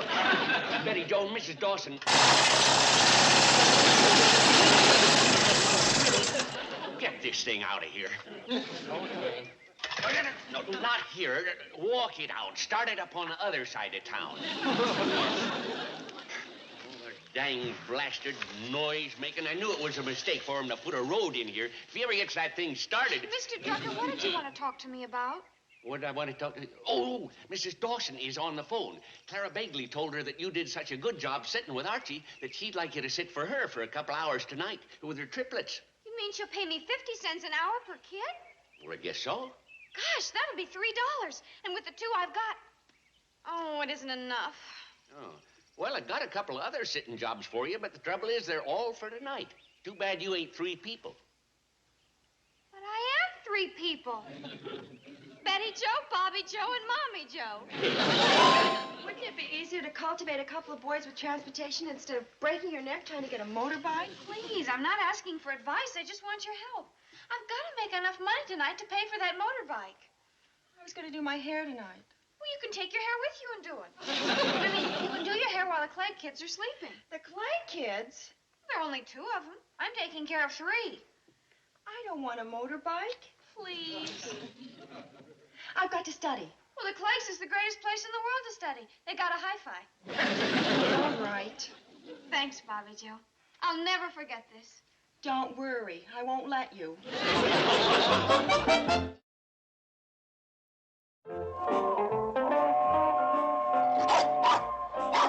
We know the train's in. Now get off of that table. Instead of barking useless information, why don't you learn to dry the dishes? You ought to be arrested for impersonating a dog. I asked Lloyd and Charlie to stop by and let me know how Betty Jo was making out with the Dawson triplets. What are you worried about? I raised 3 kids just as easy as if I had 1. I know, Uncle Joe. And if ever you run for Mother of the Year, you'll get my vote. Betty Jo, I wonder what's wrong. Conscience is probably bothering her. She's coming back to dry the dishes. Betty Jo, what? Hi, Mom. Hello there. We brought you some company. Dawson boys. Does Ella Dawson know you have them? Oh, she made me bring them. Why? When she found out Mrs. Begley paid me 50 cents an hour, including you, she wanted the same deal. Well, you take them back. We're not running a babysitting service here for every Tom, Dick, and Harry. Mom, Bobby's helping me. Why can't you? All right, take him up to my room, but don't forget to pull back the spread.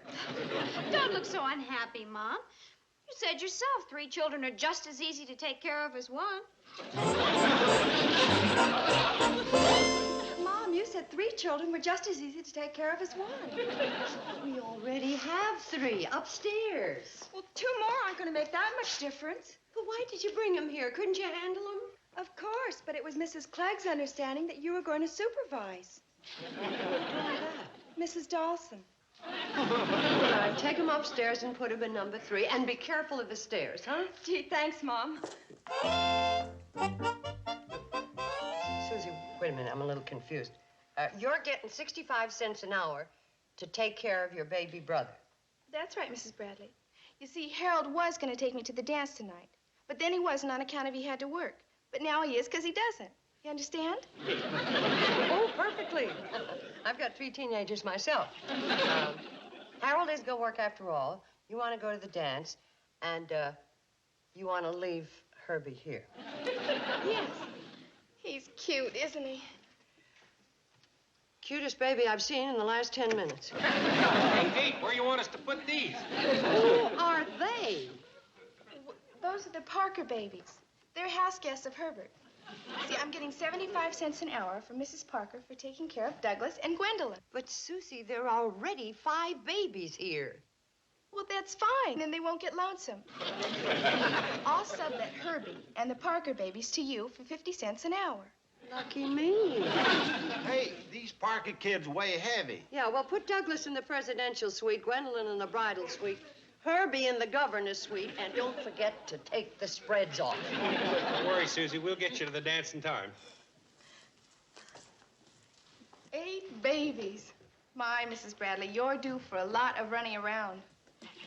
Betty Jo may be right. A motorbike would come in handy around here.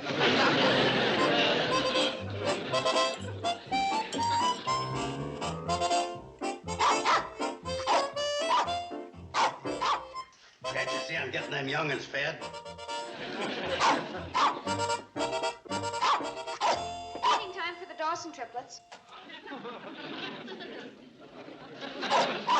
Not now. Babies first.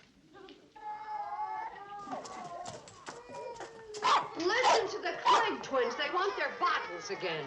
Good gosh, they've had 2 bottles apiece already. The way they drink, they should join Milk Anonymous. Not now, boy. We're in a hurry.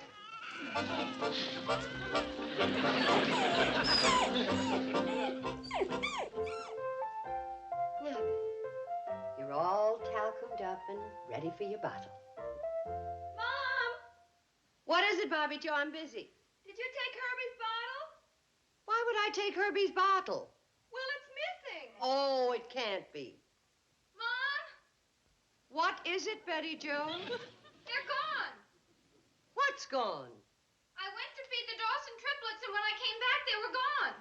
The triplets are gone. No, the bottles, all 3 of them. I don't understand it, Mom. I was only out of the room for a few minutes. Oh, you girls. When you're feeding babies, you gotta keep your mind on it, one thing at a time. Now, my bottles are gone, too.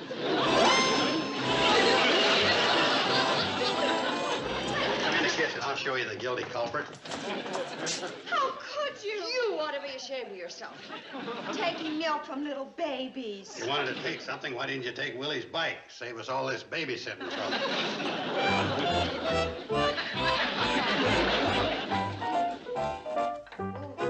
Thank goodness they're all gone. I don't want to see those babies again until they use talcum powder after they shave. I never worked so hard in my life. Well, it'll all be worth it when I get my motorbike. I made $11, and I need 4 more. Let's see, that's 1 baby for 8 hours, or 8 babies for 1 hour. Just a minute. No more babysitting. I've had it. So have I. Oh, Mama, we're so close. If I don't get that motorbike, I'll just die.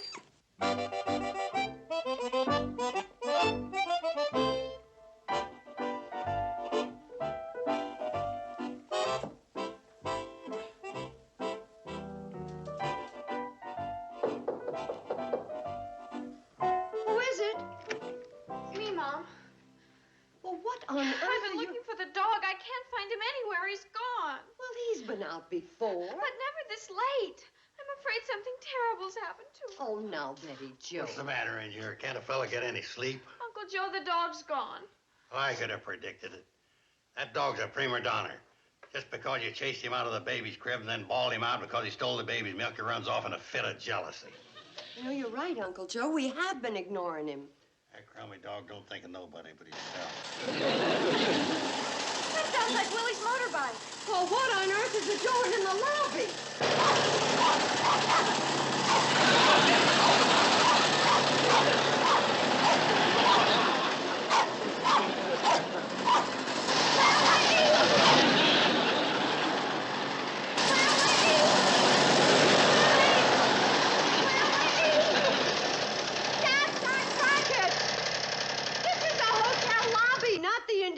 Speedway. Oh, boy, you're home. You know what that silly dog did? Woke me up and tugged me out to the bike and herded me clear out here. So I wonder if the bike even still runs after bumping all over those railroad ties. Joe, he wasn't jealous after all. He wanted you to have your motorbike. Oh, I'm sorry, Willie, but I'm still short $4. Well, you know what, Betty? That's a pretty smart dog you got there. I trade him to you for the bike. Oh, not on your life. You sure got a kooky daughter. Well, Willie, motorbikes can be fun, but can they kiss you on the face like that?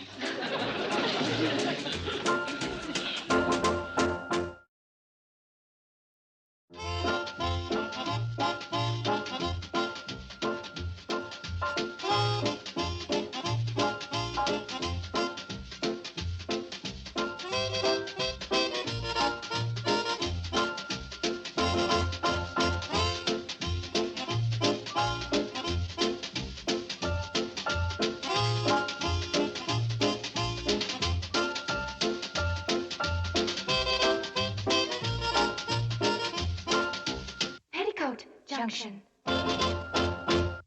This has been a Filmways presentation.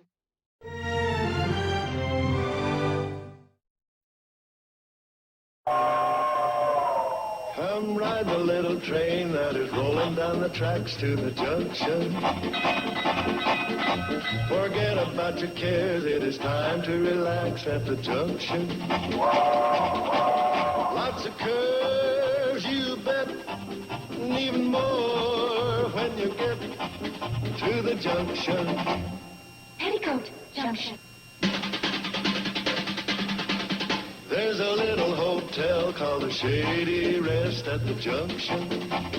Petticoat Junction. It is run by Kate. Come and be her guest at the junction. Petticoat Junction. And that's Uncle Joe. He's a moving kind of slow at the junction. Petticoat Junction.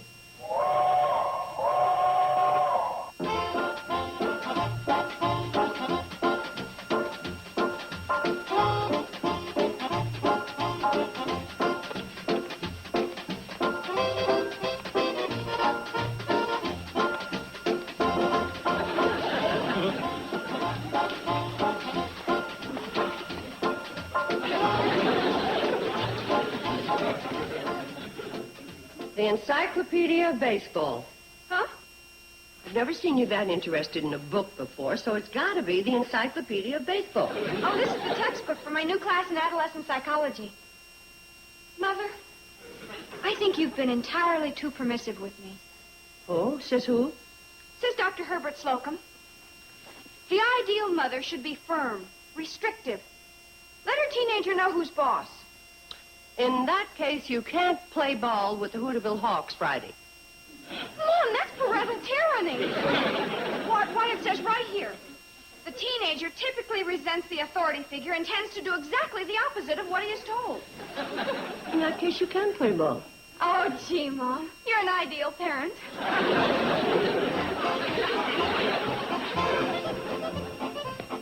Hey, Kate, where do you want your mail? Hi, boys. Just put it on the coffee table.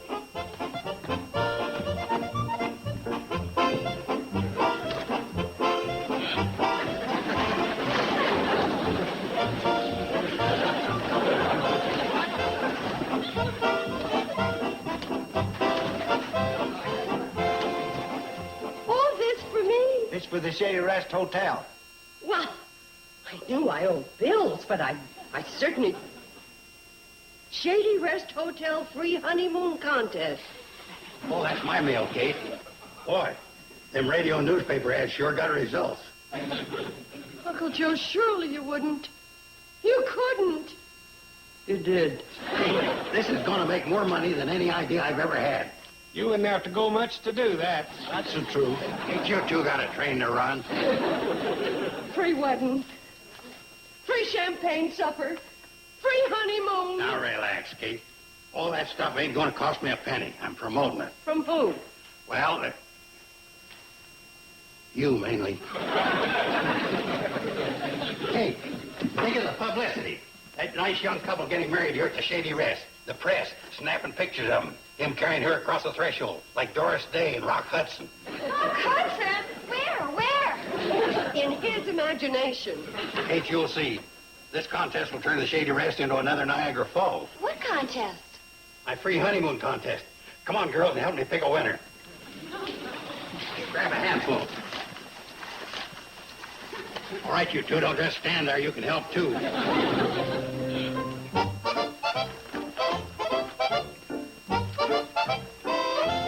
Kate, you're missing a real treat. Some of these letters would just break your heart. That's all my heart needs. Here's one that'll really break your heart. It's the bill for the radio announcements Joe bought. Ain't you two got a train to run? Well, you asked us to help you. Then help. Here's a good one. This couple even attached a box top.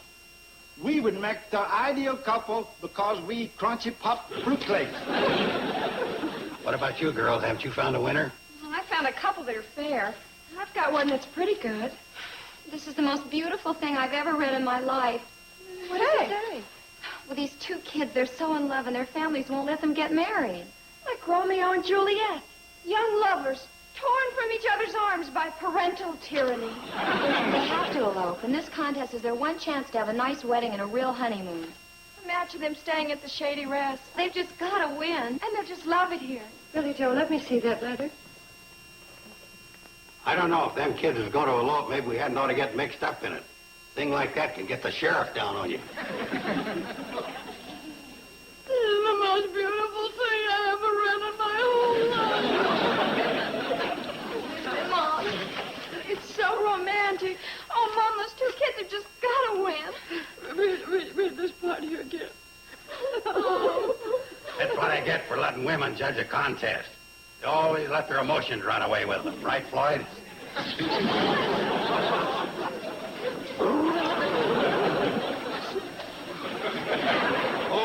Okay, they're the winners.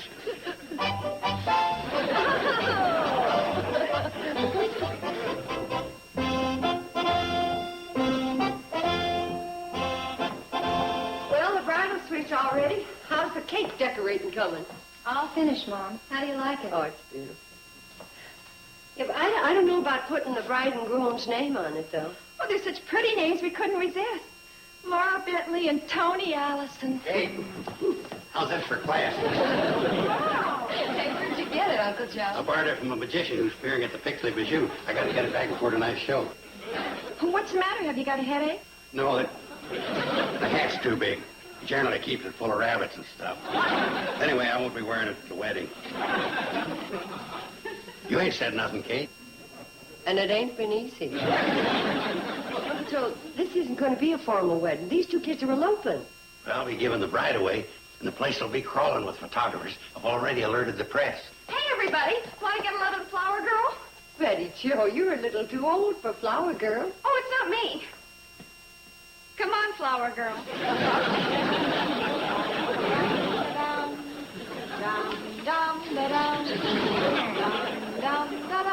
I think we'll do without a Flower Girl. If I take off his skirt, can he be a ring bearer? Nope. The train's coming. The honeymoon special. Laura and Tony are on it. Quick, everybody, down to the tracks. Where's the press? Right here, Mr. Carson. Yeah. Hey, everybody. You ain't no newspaper reporter. Yes, I am. Mr. Drucker couldn't make it, so he deputized me. Come on, the train's putting their ends.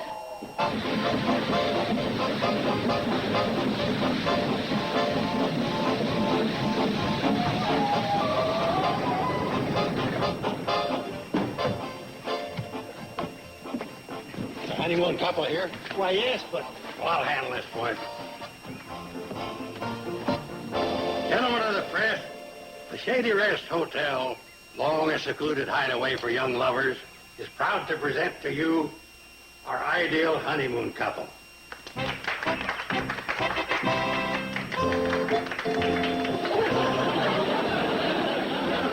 Laura and I sure want to thank you folks. This is the happiest day of our lives. Right, honey bunch? Right, Tony. But your letter said your parents objected to the marriage.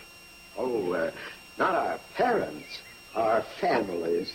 You see, Tony and I each have grown children of our own. My son says that I don't know what I'm getting myself into. My daughter tells me exactly the same thing. So, we had to elope. But you see, you ain't exactly... what I mean is, preparations are all made and what... The preparations are all made for the most wonderful wedding the hotel will ever have. Welcome to the Shady Rest. Thank you. Thank you. Come on, girls. Start up. We go this way. Hello. Joe, ain't they a little old to be the ideal honeymooners? Well, I'll tell you one thing. They ain't Doris Day and Rock Hudson.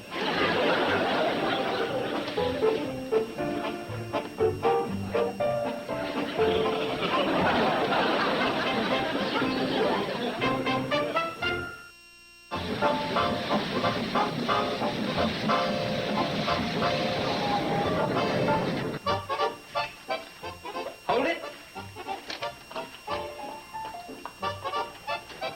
How about a big smile, Miss Bradley?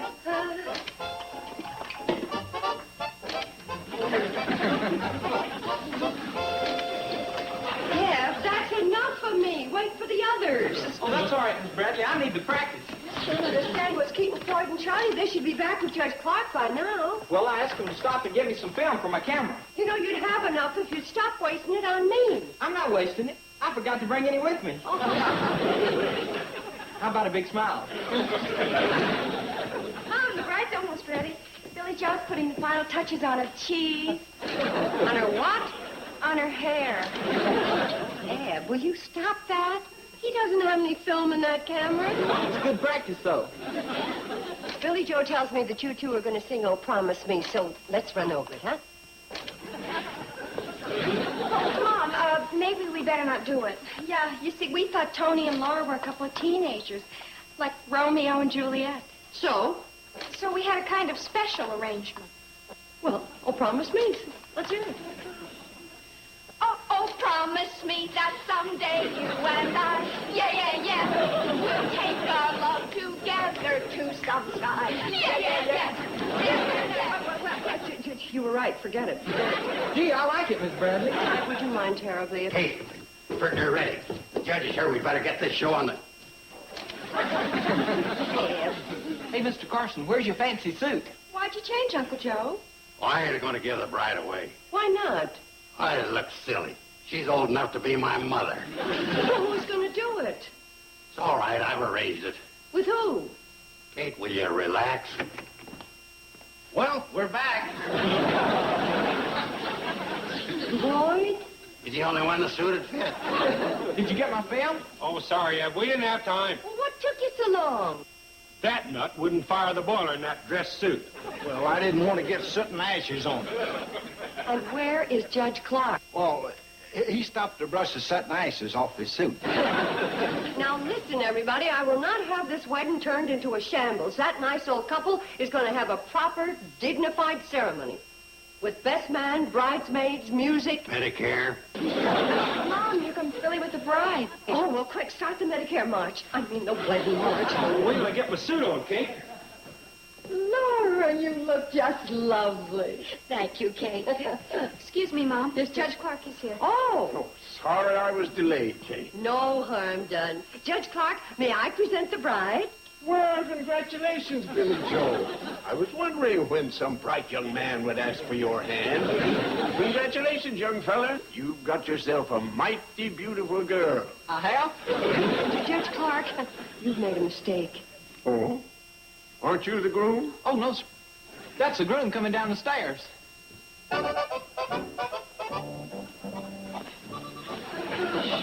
Kate? Isn't he a little old for Billy Joe? Judge Clark, let's start over from the top.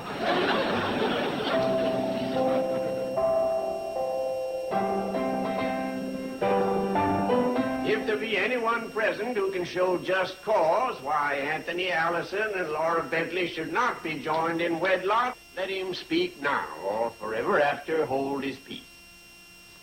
Now, by the power vested... Stop this wedding! Oh, really, Mother, you should be ashamed running off like this to get married behind my back. How did you find us? How did you get here? Your son drove me. Herbert is here? Yes, Father. I found that ridiculous telegram about the free honeymoon. Herbert called me immediately. It took us 2 hours in a rented Jeep to get to this place. Excuse me.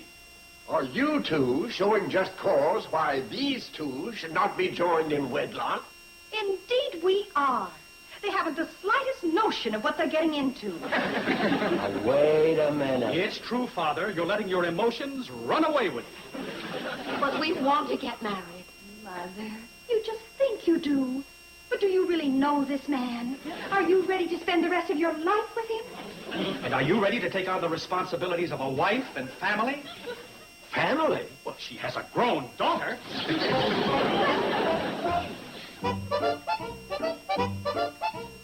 Sorry, kids. Mom, since there's not going to be a wedding, can I go to baseball practice? Sure. There you go, being too permissive again.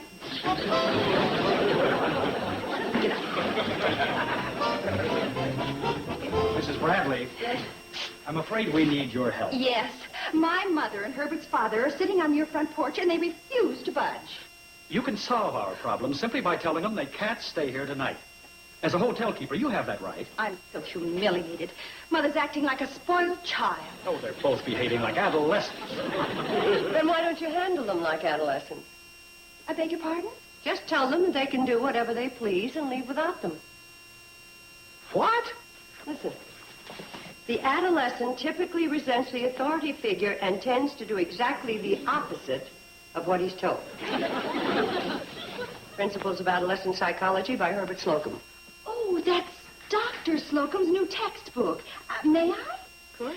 They've just introduced this at the school where I teach.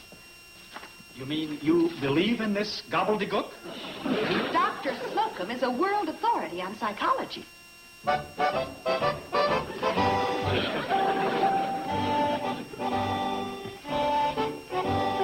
goodbye, you two. Have fun. Be sure and call when you get back to town. You're leaving? Without us? Of course. We know you won't do anything foolish. We trust you implicitly. Goodbye, Mother. So long, Dad. Bye. Bye-bye.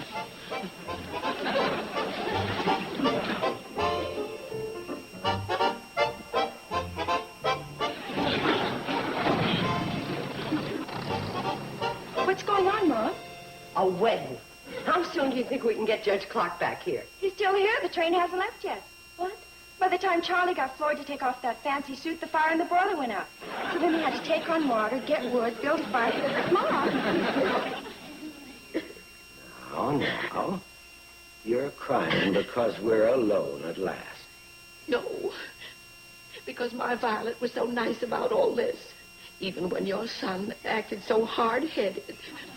Darling, your daughter was a bit of a troublemaker herself. Dearest, surely you could hear that your son was being outrageous. All I could hear was your daughter. Sweetheart, are you calling my daughter a loudmouth? Oh, lovey. I only meant that she... Well, she does speak very loud.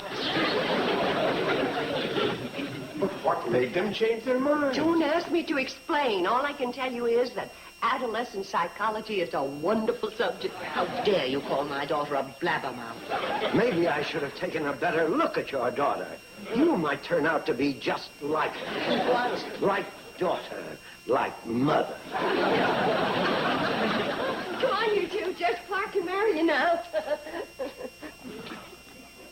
I wouldn't marry him if he was the last man on earth. And at the rate he's going, he may make it.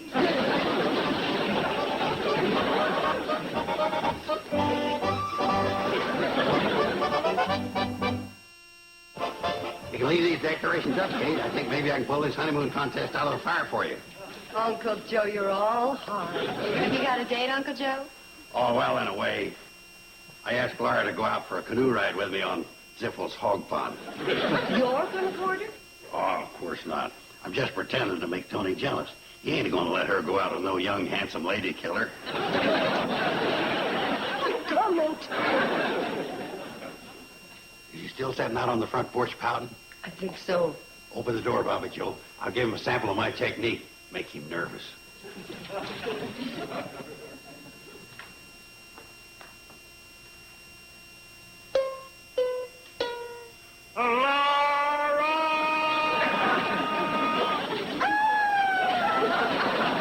Hey, Uncle Joe, that was pretty good. That was the dog. Well, it was very good.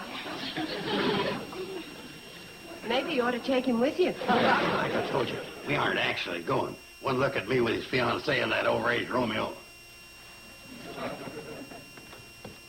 Oh, Mr. Carson, did I hear you start to serenade me? Indeed you did, lovely lady. Serenade which I will finish as we watch the moon come up over Ziffel's hog pond. Oh.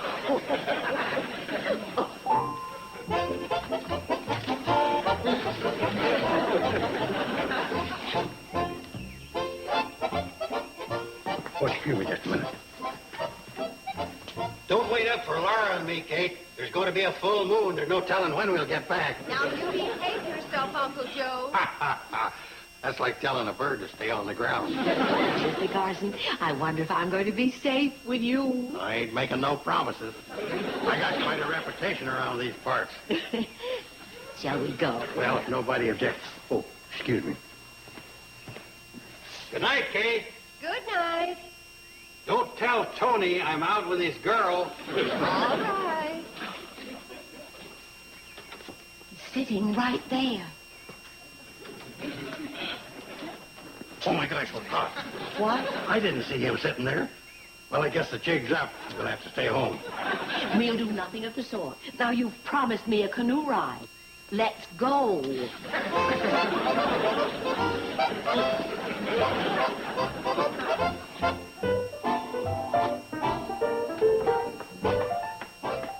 Mom, I don't think Mr. Allison's a bit worried about Uncle Joe being out with his fiancée. You don't? No, he's just sitting on the porch reading. He's worried. But, Mom, he's just sitting there calmly reading his paper. It's been dark for 2 hours. He's worried.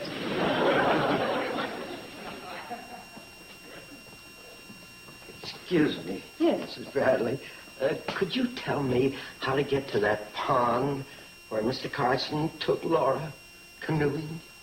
Well, it's kind of dark, and I'm sure I should never have let her go. I was just being stubborn and bullheaded. Well, I'm sure that... She's such a sweet, wonderful little woman.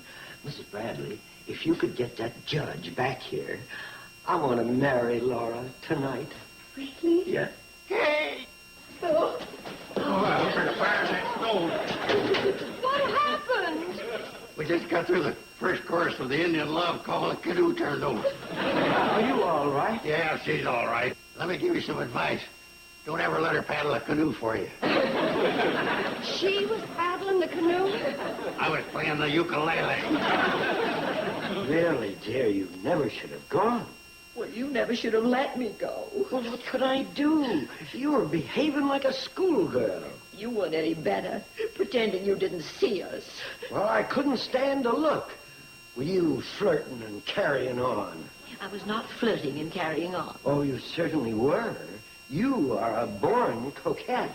Go ahead, have your fling. But what's going to happen to you when you're old and gray? I am old and gray. You got an answer for everything, haven't you? You beast. I'm going home to my daughter. Okay, I'm going home to my son. Come on, Kate. We both need some sleep. Well, I sure could use some. Don't worry, Kate. I'll come up with another idea in the morning. There goes my sleep.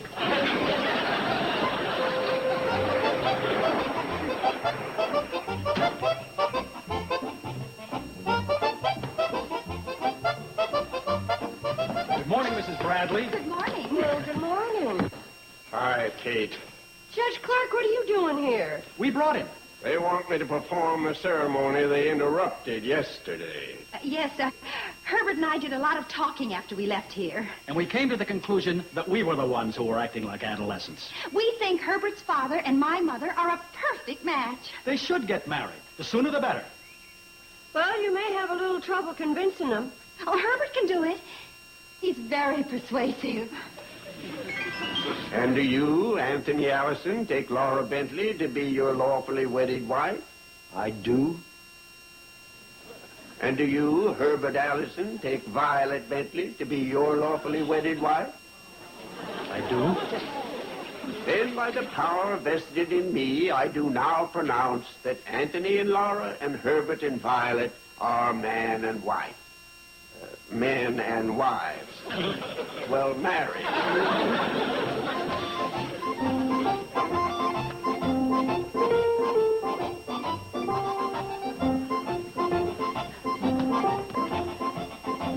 You first, Mother. Shortstop. Sorry, Mom, but she popped up. Let Billy Joe field the next one.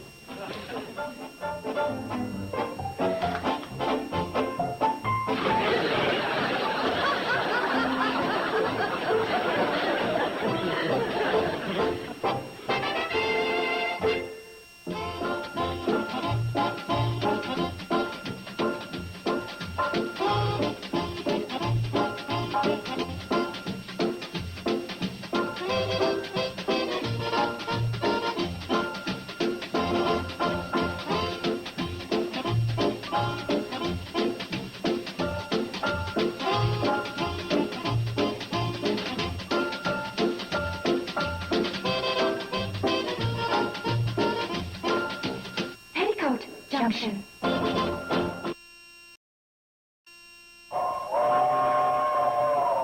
I'm riding a little train that is rolling down the tracks to the junction. Forget about your cares, it is time to relax at the junction. Lots of curves, you bet, and even more when you get to the junction. Petticoat Junction. There's a little hotel called the Shady Rest at the junction. Petticoat Junction. It is run by Kate. Come and be her guest at the junction. Petticoat Junction. And that's Uncle Joe. He's a moving kind of slow at the junction. Petticoat Junction.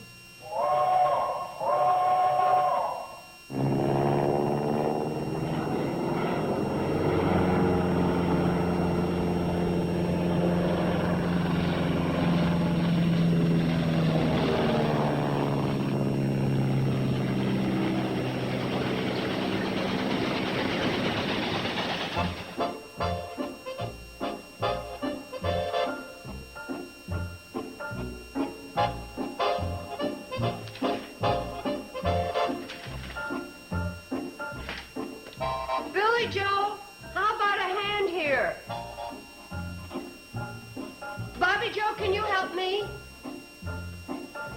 Betty Joe, how about you? Uncle Joe? Now I'm being ridiculous.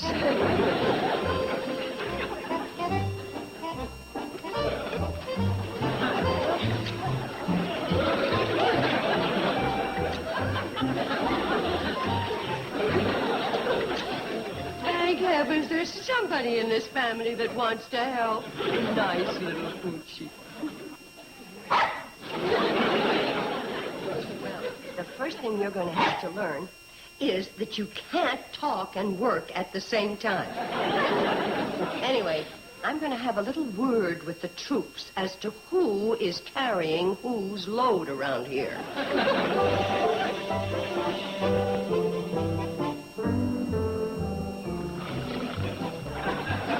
Uncle Joe, could I have a word with you? Uncle Joe, could I have a word with you?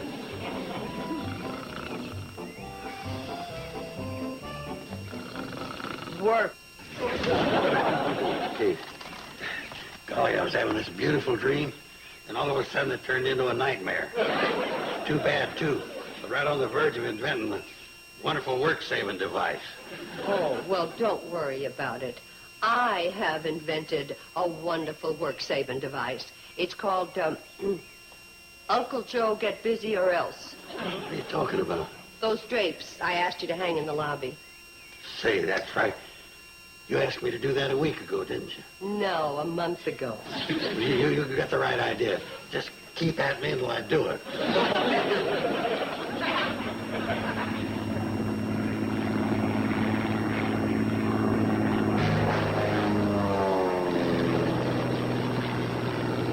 Hey, that was close. Oh, darn aerial hot rodder.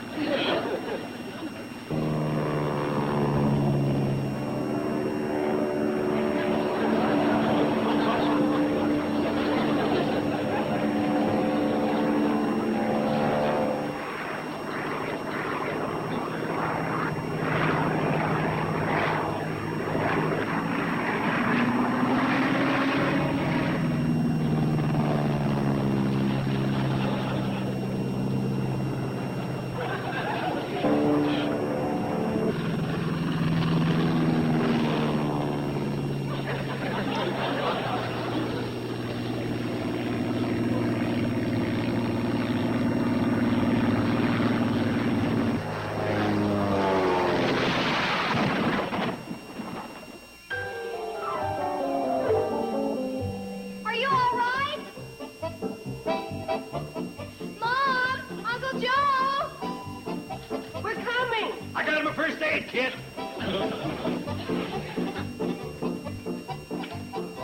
Stand aside, give him air. What for? I don't know, they always say that.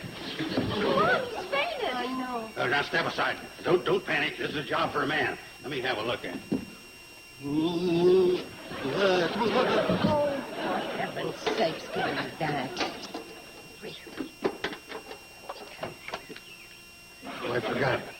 emptied it from a fishing tackle. Clifford, you better go get Doc Stewart. Girls, help me get him out of here and up to the hotel. What do you think you're going to do with that? You know it's only root beer. You're too young to carry the hard stuff. Kind of nice-looking fella, isn't he? I think he's beautiful. Men aren't beautiful. Men are handsome. Well, you know what I mean. Do you think we'll get to keep him? What do you think he is, a prize? Finders, keepers, losers, weepers? I mean, to nurse back to health. I'm just dying to do something worthwhile. Me too. Yeah. Well, the first worthwhile thing you can do is change your clothes. Do you want him to come too, seeing you like that? Never mind answering. I'll put it in the form of an order. Go get dressed. Had a lucky break. Doc was just down the track at Ben Miller's. Hello, girls. Hello, Kate. Well, let's have a look at this young fella. No. What are you doing? What do you want me to do? Examine him from across the room? Well, come on, everybody, out. Let's go. Come on, out. You coming, Uncle Joe? I'll stay here in case the doc needs me for consultation.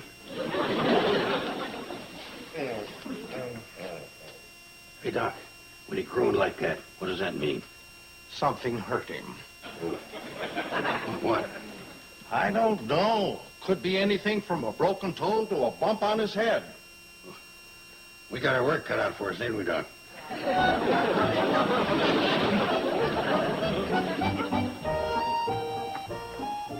Any word yet, Mom? Is Doc still with him? Aren't you too pretty dressed up for chores? Ready, Joe? You put this on and peel the potatoes. And, Bobby Joe, would you mind setting the table? What's the matter? How can you think of food at a time like this? With poor Steve lying up there and... I run a hotel, remember?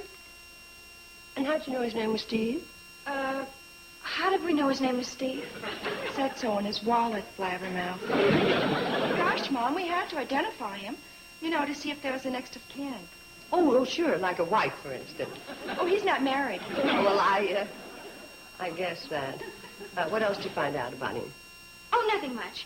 Just that he's single, is 24 years old, has an honorable discharge from the Air Force, was born in Seattle, Washington, is 6 feet 2 inches tall, weighs 185 pounds, and has gorgeous brown eyes and a fine, strong chin.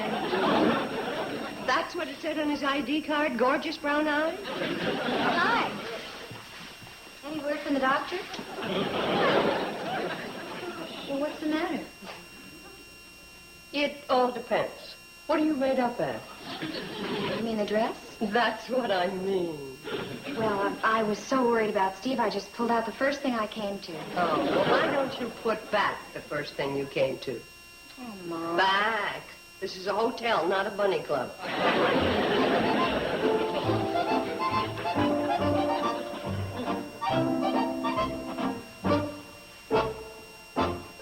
Hey, Mom, Doc Stewart's coming down.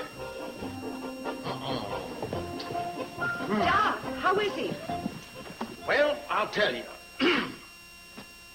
This is a pretty unusual case. I concur with that diagnosis.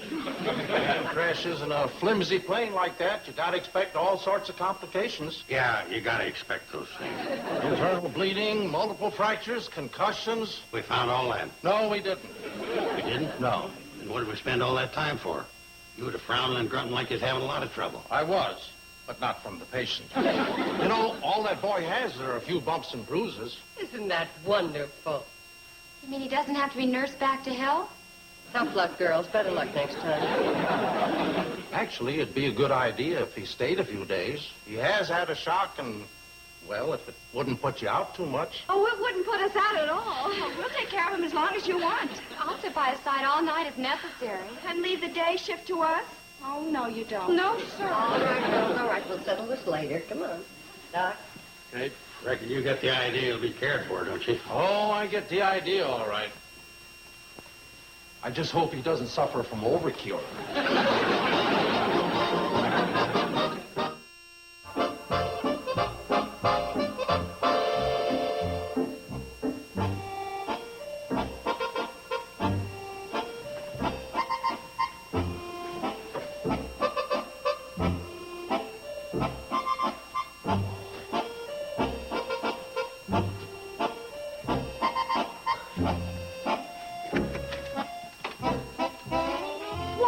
you doing up?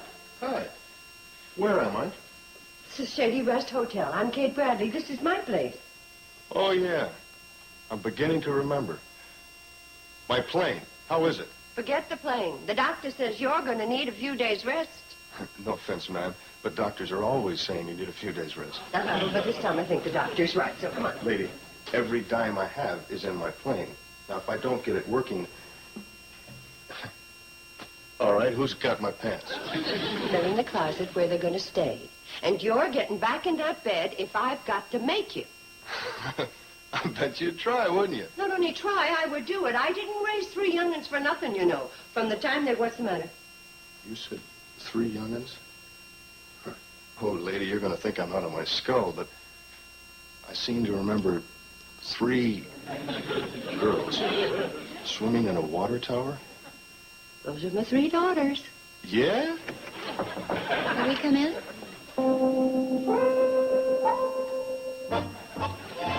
These are my 3 daughters. Billy Joe, Bobby Joe, and Betty Joe. Hi. Hi. They were going to be your nurses. Were? Well, yes. Now, since you're up and about... Lady, I've been thinking about what the doctor said, and he's right. I'm in no condition to move around.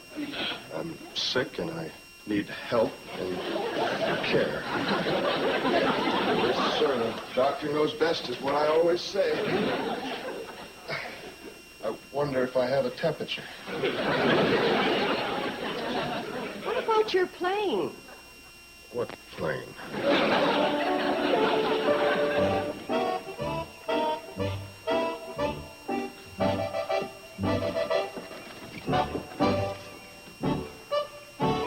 What you doing, Joe? All right, fella. Just trying to find out what happened here. Well, the plane crashed. I know that. I wondered why. Well, we don't care. We're glad. Huh? Airplanes is the sworn enemies of the railroad. Yeah. We hate all airmen from Orville Wright on down. Except Brownway Corrigan. Yeah, he sort of give our side a boost. I got it. Come back, fellas. We didn't go. This is big. So big it's frightening. What do you mean? You know what this plane was doing over Hooterville? Spying. That's what this contraption is, a spying machine. Are you sure? What else could it be? It's a spying device. You see, camera goes right in here. It shoots down there. And it comes right out here. What's he spying on? Our secrets. What secret? What secrets? Secrets that are all around us. Well, I didn't know there was any secrets around here. But if you know about them, there wouldn't be secrets. We gotta get some military brass out here, pronto. You wait here. I'll go warn Kate and the girls, then we'll hightail it into Sam Drucker's telephone.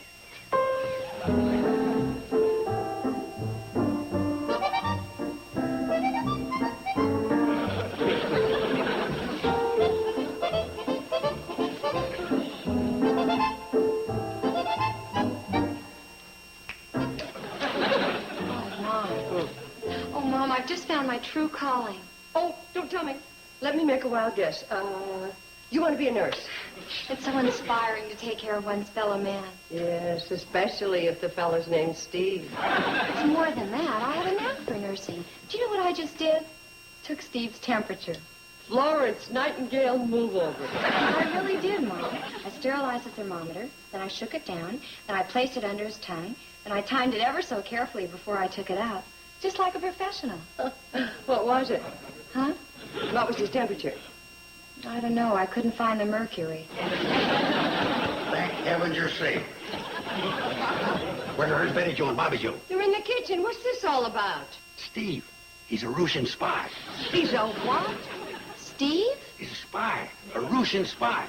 I wondered why he was flying so low, and that's it. Uncle Joe, he was flying low because the girls were swimming in the water tower and waving at him. Any red-blooded young man would. Aha. Red-blooded. Now you're starting to agree with me, ain't you? You just gave me the clue I was looking for. The water tower. That's his target. Our water tower is a military target? You any idea how important that tower is to the cannonball?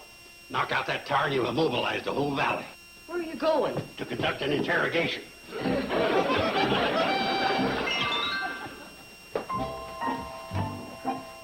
What are you going to say to him? Pardon me, young man, are you a Russian spy? That's Russian. Don't worry, I'm too wily for that. I'll trick him into admitting it.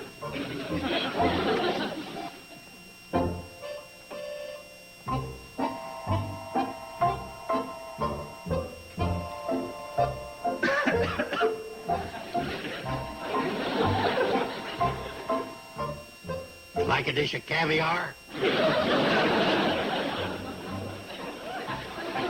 Hey, you got change for a ruble? That's the way they do. They train these spies to act unconscious in a case like this. Uncle Joe, he is unconscious. Huh?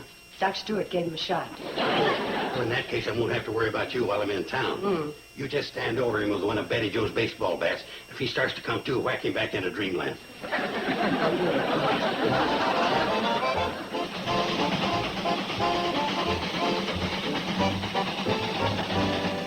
We're a tour, men. That's an order. From who? From the United States of America, that's who. This is a matter of national security. 4 steam, Floyd. I'm shoving up to 11 miles an hour. Ow! Now I went and got a splinter. I'll see that you get a Purple Heart.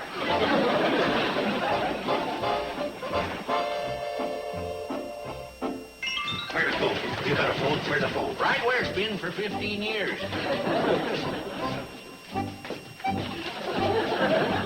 Sam, Joe's uncovered a Russian spy. Crash landed at the Shady Rest. We think he's the Me Too pilot. You too. That's what I said, Me Too. Sarah? Sam, clear the store. This is top secret. You mean about the spy at the Shady Rest? How'd you know? Oh, loose lips sink ship. Sarah, it's about time you got on. Get me Washington. This is an emergency. What do you mean, who in Washington? Just get me Washington. That's what they always say. Sarah, don't you ever watch the movies? Well, all right if I have to let you in on it. This is a spy case. Get me the CIO. Hey, what do you know? CIO ain't a spy agency anymore. They've gone into the union business. Look, Sarah, where's the nearest military base? Oh, yeah, Springfield. Well, put me through to them. Whoever's in charge of security. A spy? Me? I'm just a plain old crop duster. Have been ever since I got out of the Air Force.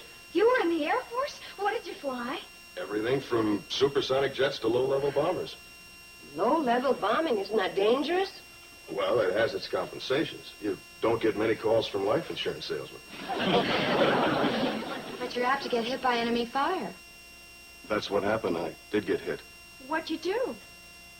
Do you really want to know? I cried. Well, it hurt, and I wanted my mommy.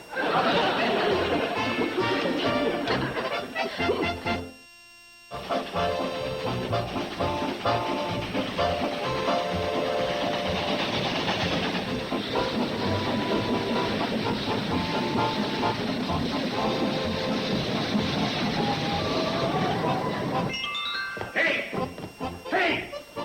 Where is everybody? Well, it isn't the man from Uncle. I got news for you. I got news for you. I got through to the big brass. Uncle Joe, you didn't do anything foolish. Not unless that's what you call guarding your country in time of need. I saw you coming up the path, Uncle Joe, and I just wanted to tell you. Suffering catfish. Oh, what's the matter? Who's guarding the prisoner? Uncle Joe, we have no prisoner. He's a Russian spy, and he'd better be a prisoner, because the MPs are coming to get him. What? You heard me. I got through to headquarters in Springfield. When they heard my story, do you know what they said? Yes, sir, we'll check it right out. Now that Russian has escaped. He is here, and he is not a spy. As a matter of fact, he's a hero for our side. How do you know that? He told us so. And you believed him. Oh, I ain't a spy. I'm a hero on your side. Too bad you females weren't around to interrogate Benedict Arnold. You could have made him president. That's what I call action. How'd you get here so fast? I came in on the cannonball. Helicopter, are you Joseph Carson? Yeah, I'm the one that spotted this Russian.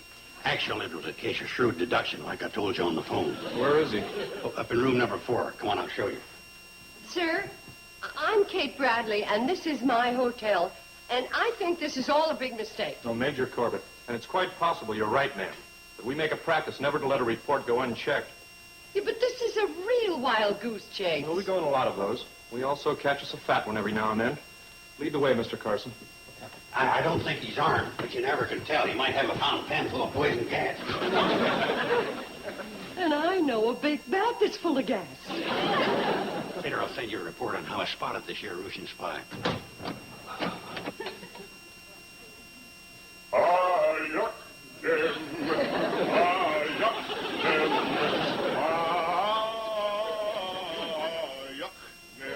If that ain't Russian, I'll eat your hat. Stop, comrade. Open up! This is the United States Army. My country is a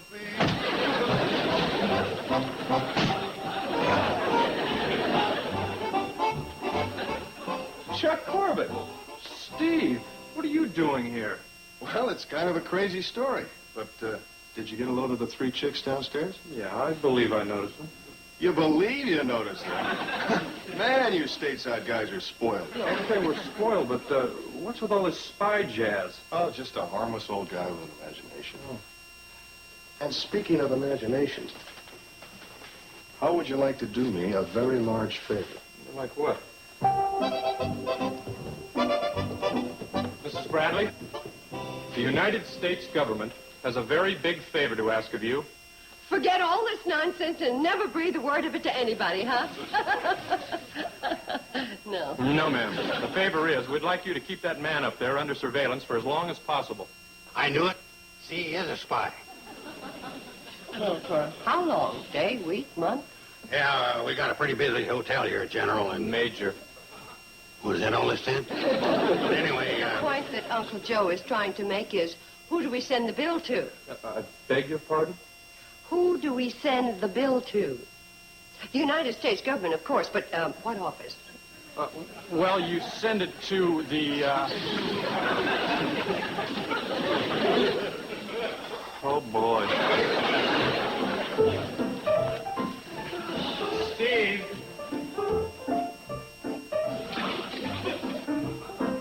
We blew it, pal. The innkeeper. She's on to us. Well, I might have known we were overmatched. young fella, you was overmatched the minute I spotted you as a Russian spy. Oh, Joe, he is not a Russian spy. Oh, he ain't? Then what is he? Well, he's just a young man who seems to want to stay here very much, and I can't imagine why. Ma'am, I have a little bit of money, and as soon as I'm on my feet and my plane is in commission, I can make more. Well, let's talk about that when the time comes, shall we? Thank you. Thank you. Oh, girls. Keep it up, boy. You're doing great. No hard feelings. Can't take any chances with their national security, you know. No hard feelings. See, that's great. Because I got some ideas that you and me can strike a bonanza. Here's what we do, see. We take your plane and combine it with a hotel. Fly to the Shady Rest, home of the stars. They do it in Vegas and Miami all the time. Really clean up. Sure, we don't have any stars. Are you kidding? Step out there any night, you can see Venus, Jupiter, Mars. Of course, you can almost reach up and grab them. That ain't all, pal. I got plenty of ideas. And when the 4th of July comes around, I'll teach you wing walking. We'll go over to the county fair and we'll really clean up.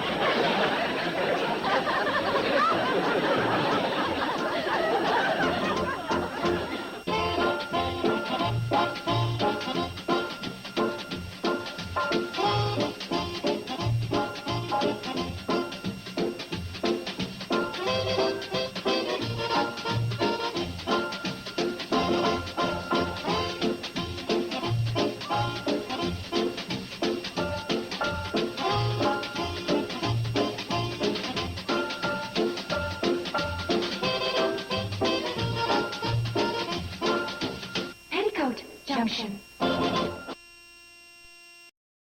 এই লাল কাপড়ে মোড়ানো রহস্যটা আমরা উন্মোচন করতে চাই। Chef Naim Ashraf, please একটু help করুন। দেখতে চাচ্ছেন কি আছে? অবশ্যই, কারণ এই রহস্য জানার জন্য আমরা সবাই অধীর আগ্রহে অপেক্ষা করে আছি।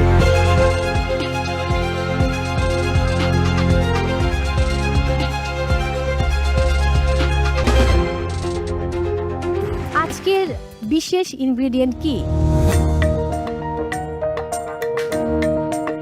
মো, হ্যাঁ, তোমার কাছে কি মনে হয়? আমার গেস করতে একটু প্রবলেম হচ্ছে।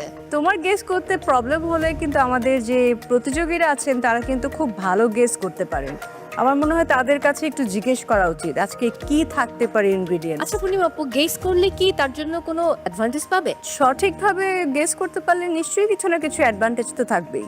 ওকে, তাহলে কে গেস করতে চান একটু দেখি।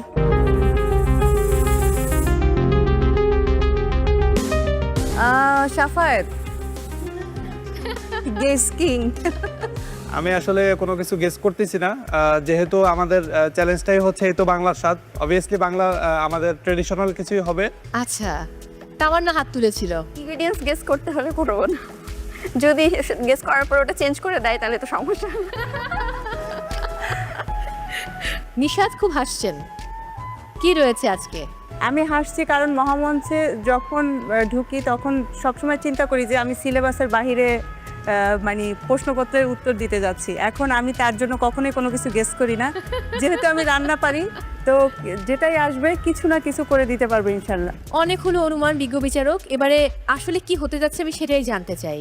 ওয়েল, কেউ যখন গেস করতে পারছে না, দেরি না করে আজকের স্পেশাল ইনগ্রেডিয়েন্টসটা নিয়ে আসা হোক। যথা আজ্ঞা, তার মানে টিম আজকের ইনগ্রেডিয়েন্টস নিয়ে আসুন।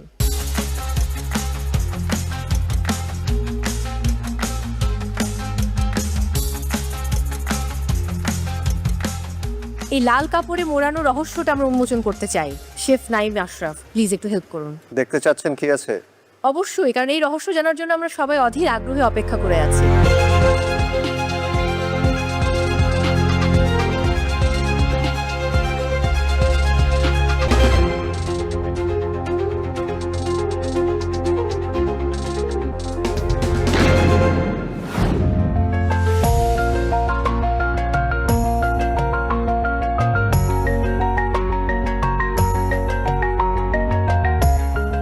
পার্টিসিপেন্টস, আজকের আমাদের মেইন ইনগ্রিডিয়েন্টস এটাই, কচুর ডগা আর কচুর মুড়।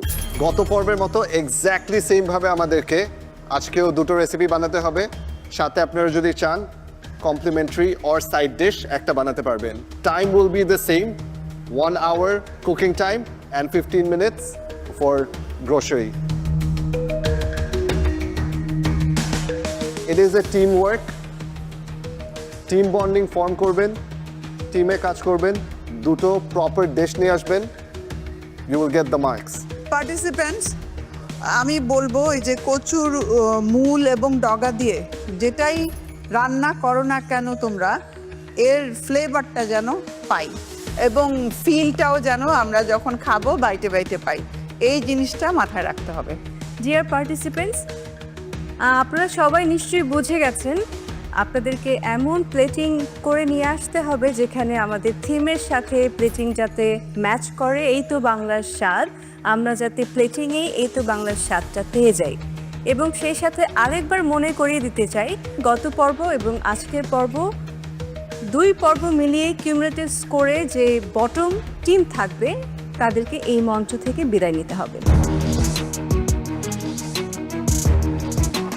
মাই ডিয়ার পার্টিসিপেন্টস, আজকেও তোমরা কোনো মেন্টরস টাইম পাচ্ছ না, কাজেই যে যার মতো টিম বিল্ড করে কাজ করতে হবে। Best of luck all of you. মোচা দিয়ে পায়েস করা যায়, এই আইডিয়াটা কোথা থেকে আসলো? তো ইনোভেটিভ কিছু করেই ভালো হবে। অসাধারণ, মানে আমার সাইড থেকে 10 on 10 আমি দিচ্ছি। ঢাকার দিবা এবং সেই সাথে বগুড়ার তামান্না, আপনাদের রেসিপি নিয়ে দ্রুত চলে আসো।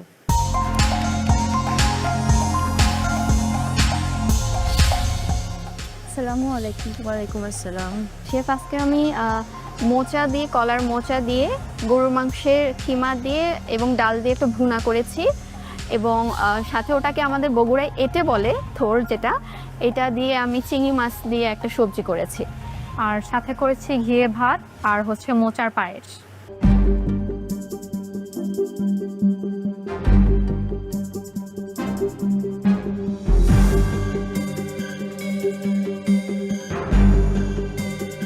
মোচা দিয়ে পায়েস করা যায় এই আইডিয়াটা কোথা থেকে আসলো? তো ইনোভেটিভ কিছু করি ভালো হবে। মোচার ফ্লেভার্স পায়েসে কিভাবে দিয়েছেন? মোচাটাকে ক্লিন করে পরিষ্কার করে নিয়ে এটাকে চপ করে কেটে নিয়েছি, দেন তারপর এটাকে একটু ঘিয়ে ভেজে পায়েস হয়ে যাওয়ার আগে দিয়ে যেন এটা সেদ্ধ হয় সেই হিসেবে আগে এটা দিয়ে ফেলেছি, দিয়ে দেন পায়েসের সঙ্গে মিক্স করে সার্ভ করেছি আর কি। প্লেটিংটা অনেক সুন্দর। Thank you so much. Segment করে দেওয়া চিংড়ি আর বিফকে এখানে মোচার পাতাটা ইউজ করা, I think this was a smart idea. একসাথে দুটোকে না দিয়ে এখানে the usage of the ingredient I think perfectly blend করে আপনার আলুর সাথে, সো এটা স্মার্ট ছিল। This taste really good. পায়েসটার ব্যাপারে আমি বলবো, আমাকে যদি আপনি না বলতেন যে এটাতে মোচা আছে, এটা বোঝার কোনো ওয়ে নাই। সো টেস্টটা প্রপারভাবে পায়েসের ভিতরে ঢুকে যায়নি, এটা আপনি বলাতে আমি জানি ইটস আ মোচা পায়েস, বাট এমনি মজা, taste wise is good, but মোচা ফ্লেভার্স বোঝা যাচ্ছে না। Overall good try. আমার কাছে ভালো লেগেছে, চিংড়ি মাছটা বেশি ভালো লেগেছে কিমার চাইতে, কারণ মোচার সাথে ফিশটা আসলে বেশি ভালো লাগে। তারপরেও কিমা দিয়ে করা হয়েছে, এটা একটা নতুন জিনিস, এটা ভালো লাগলো। আর পায়েসের ক্ষেত্রে আমি শেফের সাথে একদমই একমত। না বললে কিন্তু এটা বোঝা যায় না যে এখানে মোচা। অ্যামাউন্টটা একটু বাড়িয়ে দিই, মানে ওটার অ্যামাউন্টটা একটু বাড়িয়ে দিলে, চালটা একটু কমিয়ে দিলে, তাহলে দুটোরই বাইটে পাওয়া যেত। এই আদারওয়াইজ খুব ভালো ছিল, টিম ওয়ার্ক ভালো ছিল। আমার কাছে কিন্তু পুরো বিষয়টাই অনেক বেশি ইন্টারেস্টিং লেগেছে। চিংড়ি দিয়ে করেছেন, পুরো ডিশটাই খেতে অ্যামেজিং এবং স্পাইস লেভেলটা একদম খুব মজার ভাত দিয়ে খাওয়ার জন্য, যেহেতু ঘিতে ভেজেছেন না ভাতটা। আর পায়েস নিয়ে যদি আমি বলি, মোচা দিয়ে চিন্তা করেছেন যেটা দিয়ে ডেজার্ট হয়, জি এটাই তো অনেক দারুণ বিষয়, তাই না? থ্যাংক ইউ, অসাধারণ। আমার সাইড থেকে 10 on 10 আনন্দ ইচ্ছা করব। আমি একটা কথা শুধু বলবো, অ্যাড করবো শুধু, আমার কাছে ঘি ভাত শব্দটা এত ভালো লেগেছে, আমাকে সেই ছোটবেলায় নিয়ে গেছে। আমার দাদি এটা খুব করতেন, ওই সময়টায় ঘি ভাতটা খুব পপুলার ছিল, পোলাও টোলাও চাইতো, আর এটা অনেক হেলদি। Thank you. ঘি ভাত নামটা শুনে আমাকে একটা নস্টালজিয়ায় পেয়ে গেল। আমরা এটা ভাতের চাল দিয়েই করি, আমরা খাই ভাতের চালে উপরে একটু ঘি দিয়ে দেওয়া হয়, এটা খুবই ভালো, হেলদি যে ঘি। Thank you. কস্টিং ঠিক আছে, এই যাবেন।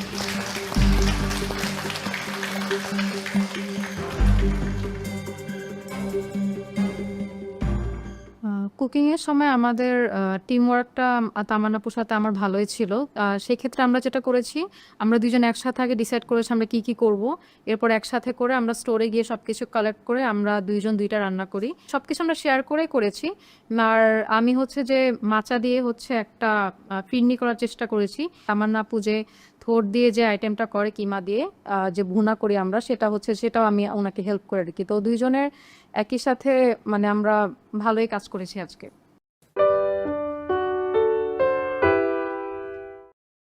মূলা দিয়েছে এরকম রান্না করা যায় আমার কোনো আইডিয়া ছিল না, অসাধারণ হয়েছে। Thank you. বিশেষ করে এই মুজটা তো অন্যরকম, আনবিলিভেবল, ওয়াও একটা ফিল। Thank you. এবারে ঢাকার নাশিতা বাসার আপনার ফুড নিয়ে চলে আসুন।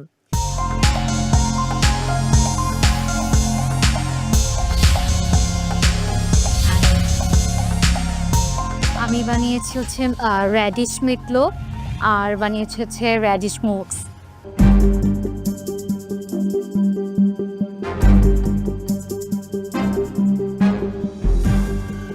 স্টাফিং এ মূলার সাথে আর কি দিয়েছেন? মূলা ক্রিম চিজ এন্ড মূলা, ফিলাডেলফিয়া চিজ আর একটু ব্ল্যাক পেপার। এন্ড দেন চিকেনটাতে আমি অ্যাড করেছি জিঞ্জার, গার্লিক, একটু onion, mixed herbs like coriander, parsley আর মিন্ট।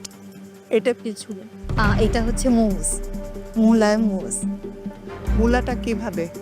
মূলাকে ফার্স্টে আমি ঘিয়ে ক্যারামেলাইজ করে নিয়েছি, দেন ওটাকে আমি ক্রিম চিজের সাথে অ্যাড করব। সো এটাতে আর কি দিয়েছেন? আমি আপনার স্টেশনে গোচুজাং দেখছিলাম, So how did you put gochujang into this? Gochujang basically এনেছিলাম আমি ভেবেছিলাম যে মূলার ইয়ে বানাবো, আপনার কিমচি বানাবো, বাট আমি আসলে টাইমে কভার করতে পারিনি, দ্যাটস এটা স্কিপ করেছি। খুব ভালো হয়েছে, থ্যাংক ইউ। আমার কাছে লোফটাও ভালো লেগেছে, মূলা দিয়ে যে লোফটা তৈরি করা হয়েছে, আর মুসটা একদম সুপার। সিরিয়াসলি এটা মূলার কোনো কিছু, এটা আমি বিলিভ করতে পারছি না। Thank you. আনবিলিভেবল, মানে ওয়াও একটা ফিল। Thank you. সত্যি খুব ভালো, সত্যি খুব ভালো। Thank you. নাশিদা, মূলা দিয়েছে এরকম রান্না করা যায় আমার কোনো আইডিয়া ছিল না, মানে অসাধারণ হয়েছে। Thank you.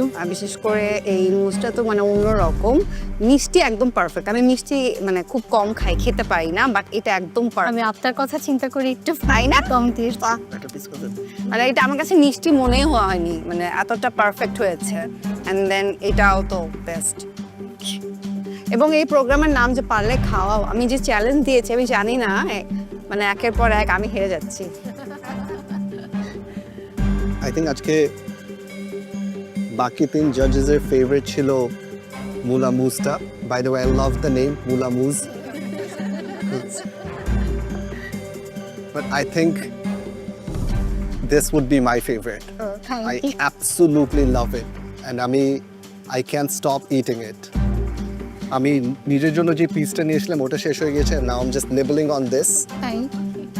Very well done. I can taste the mula, the texture of mula.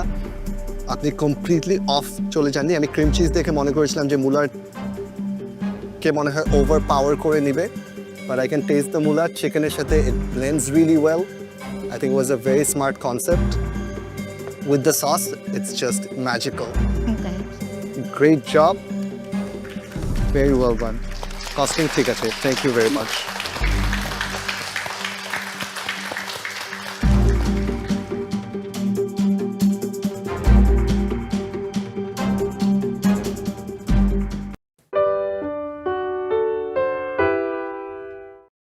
Sharmin Kumu, nervous অনেক? জি ম্যাম। নার্ভাস হয়েও না। তোমার খাবারের প্রেজেন্টেশন খুব সুন্দর, আমার খুবই ভালো লেগেছে। মানে মূলা দেয়া কমপ্লিটলি ডিফারেন্ট একটা সালাড আমি আমার লাইফে খেলাম, এটা খুবই ভালো। এবারে জয়পুর হাটের কুমু, আপনার ফুড নিয়ে চলে আসুন।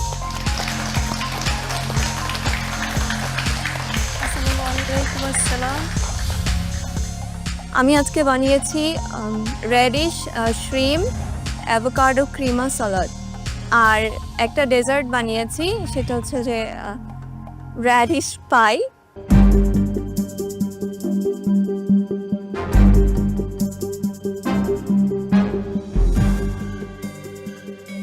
আমি যখন আজকে আপনার স্টেশনে গিয়েছি, ইউ ওয়ার ভেরি নার্ভাস। আমার আপনার জন্য ভয় লাগছিল যে আপনি শেষ করতে পারবেন নাকি পারবেন না। From that to presenting this, hats off to you. This looks really nice. I think it's a very smart concept. এটা সুন্দর হয়েছে। About this, আপনি যখন এরকম একটা ডিশ প্রেজেন্ট করবেন, ডিশটাকে এক্সপ্লেইন করতে হবে যে উপরে এটা ভাঙতে হয়, break it on top of the pie, এটা বলে দিবে। শারমিন কুমু, নার্ভাস অনেক? জি ম্যাম। নার্ভাস হয়েও না। তোমার খাবারের প্রেজেন্টেশন খুব সুন্দর, আমার খুবই ভালো লেগেছে। এইটা খুবই মজা, মানে অন্যরকম, এবং এর আগে কখনো এই ধরনের আমার খাওয়া হয়নি। মূলার ফ্লেভারটাও আসলে বোঝা যাচ্ছে না, সো এটা খুবই ভালো লেগেছে আমার। আর ডেজার্ট যেটা, ওইটা আসলে নিচের পার্টটা অনেক হার্ড, মানে ওটা আসলে খাওয়া যাচ্ছে না, বাট উপরে যেটা আছে ওইটা ভালো। সো সব কিছু মিলিয়ে ফাইন। স্মাইল। Thank you.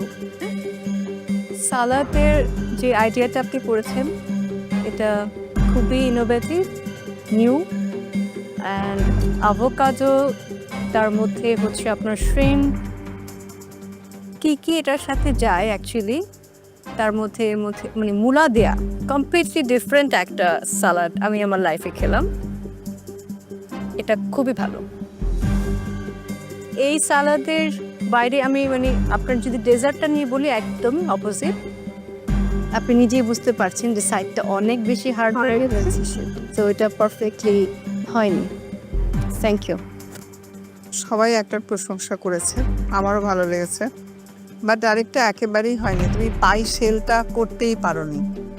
কস্টিংয়ে ভুল আছে কুমু। Shrimp and avocado. There is no way this is 10 টাকার avocado.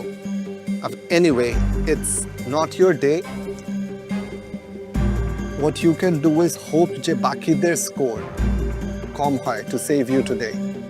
Because at this platform, at this stage, this is not what can get you to the next round. Thank you.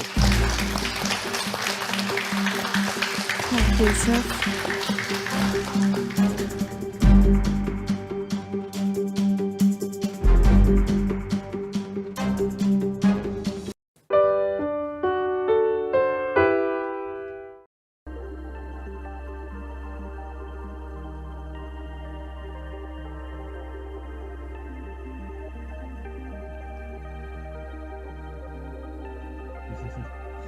Trời nó vậy vui. Chả thế. Ra đen này, một cái giọt nước mắt em ra rơi thì ai đâu. Cảm ơn visa đen mà hôm qua anh bảo cảm ơn visa đen. Mày bảo thế mà anh bảo cảm ơn visa đen.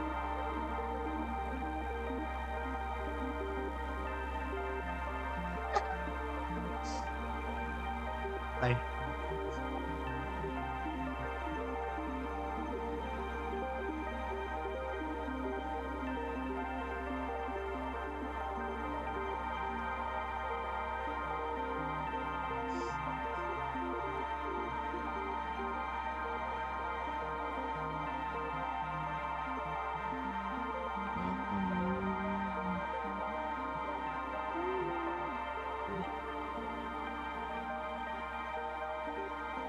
Đây mày chồng.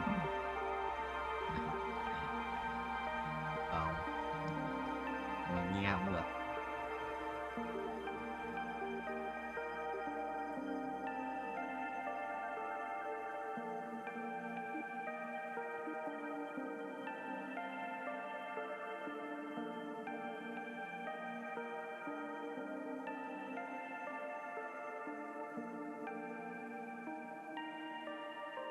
Yes.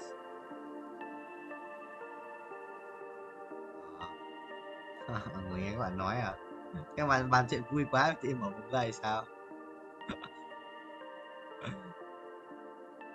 On đâu đâu có on à? Quá. Cái này đi, chán quá, bóng mất máu. Ok. Keep silent. Keep silent.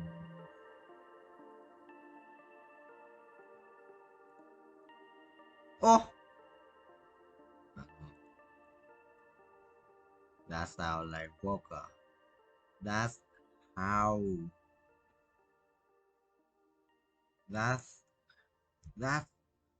how life works. Hả?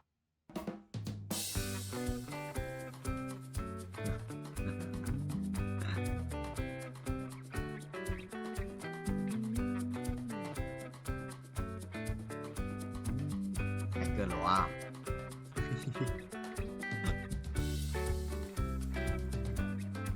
Ui xét này.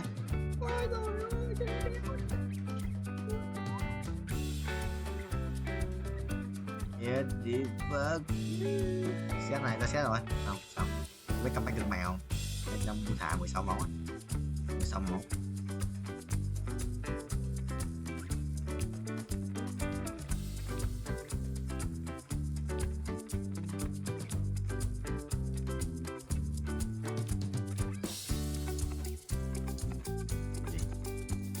Yes, được vui. Dạo ở đây. Ô, giáp máu ánh sáng này. Chú xét không? Mày đi. Chết mày à. Mày ở đây đi. Mày ồ. Mày tạo chứng động. Mày tạo chứng động.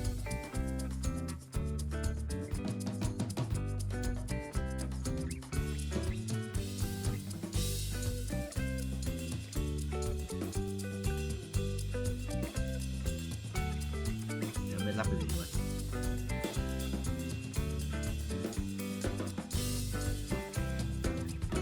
Yes. Thì còn game nó lọ lọ đắt bụ là mà anh comeback cực mạnh à?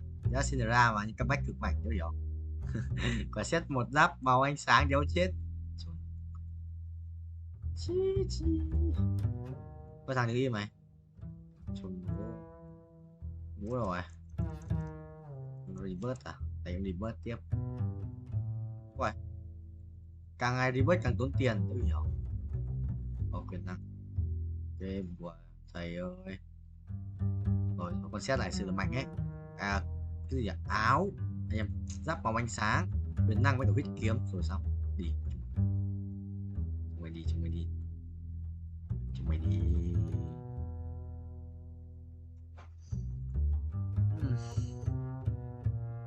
Để phát chết hết bọn này không? Đồ xịn điết. Set 1 thôi, set 2 thử chết hết đấy.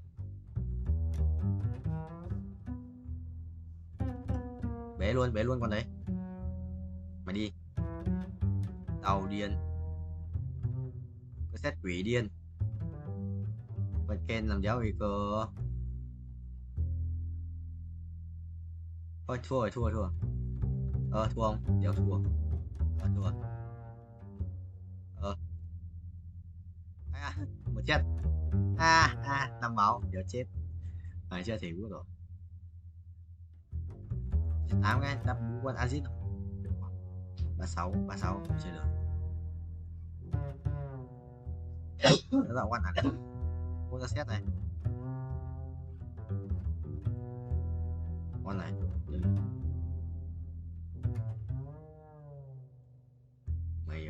Mày hoa.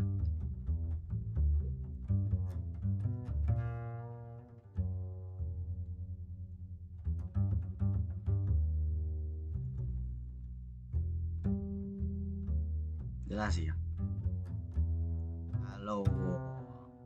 Nói chuyện là không hoài. Anh trong cả. Thì sao chết à? Mày đi cướp việc của tao.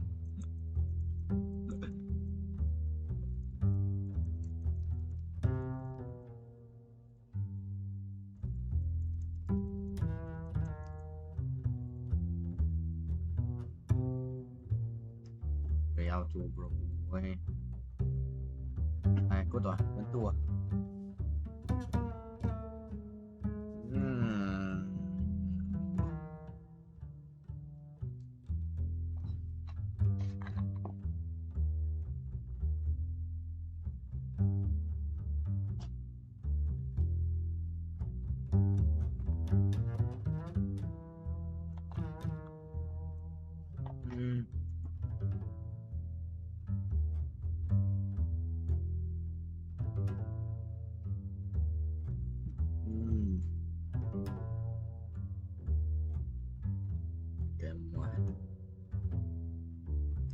Đánh 3 rồi.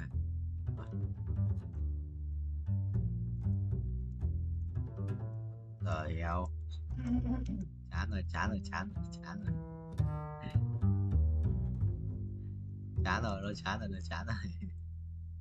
Năm mà tư rồi.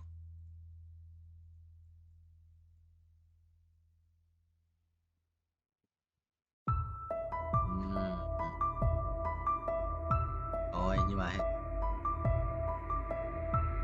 chắc là hết một nút chúng chán rồi.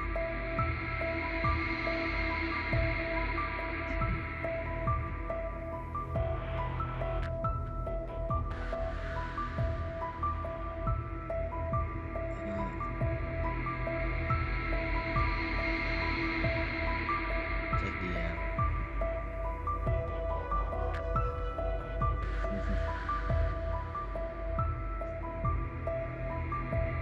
giờ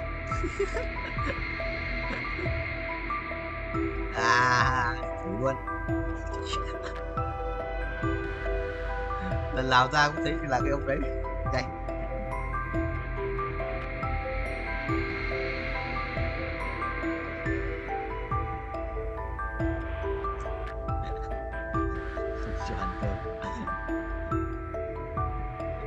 Giống khi mà lại đôi khi quên à. Sớm rồi.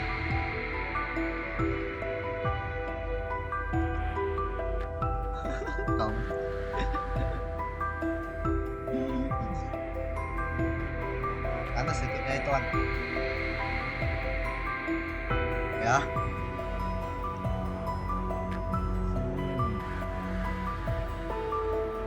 Ở chưa? Sao? Có xin cái con mà để yếu à?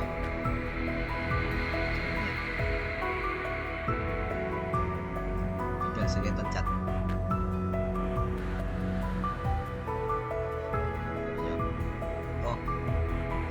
Yếu xử lý. Sự thảm bắn ra chỉ được xử lý. Quốc. Ít chim.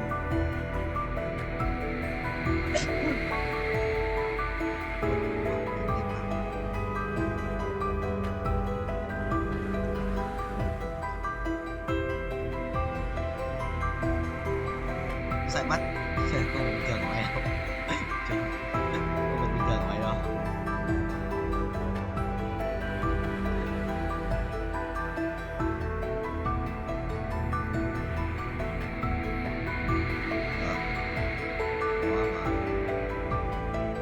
Nhà chúng này, nhà xanh cũng được, có chắc chắn xanh. Đấy. Mày thạch đầu, đâu mày chắc thấy mà. Sao gửi ảnh gái gì đây? Chúng mua thằng Instagram luôn. Thế kinh vãi. Đây.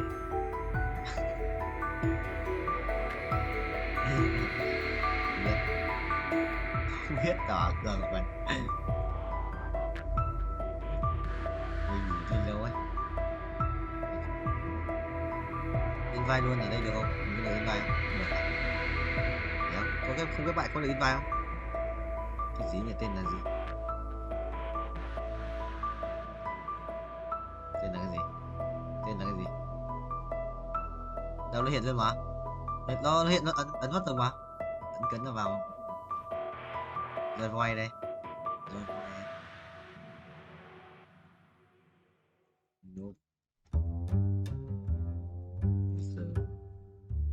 Sao anh cần quạch nhau thì tao up lên nhé anh nha. Anh cần quạch nhau.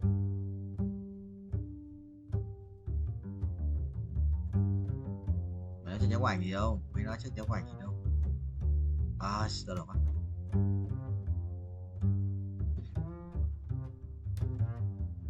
Picture, tôi tìm được mày.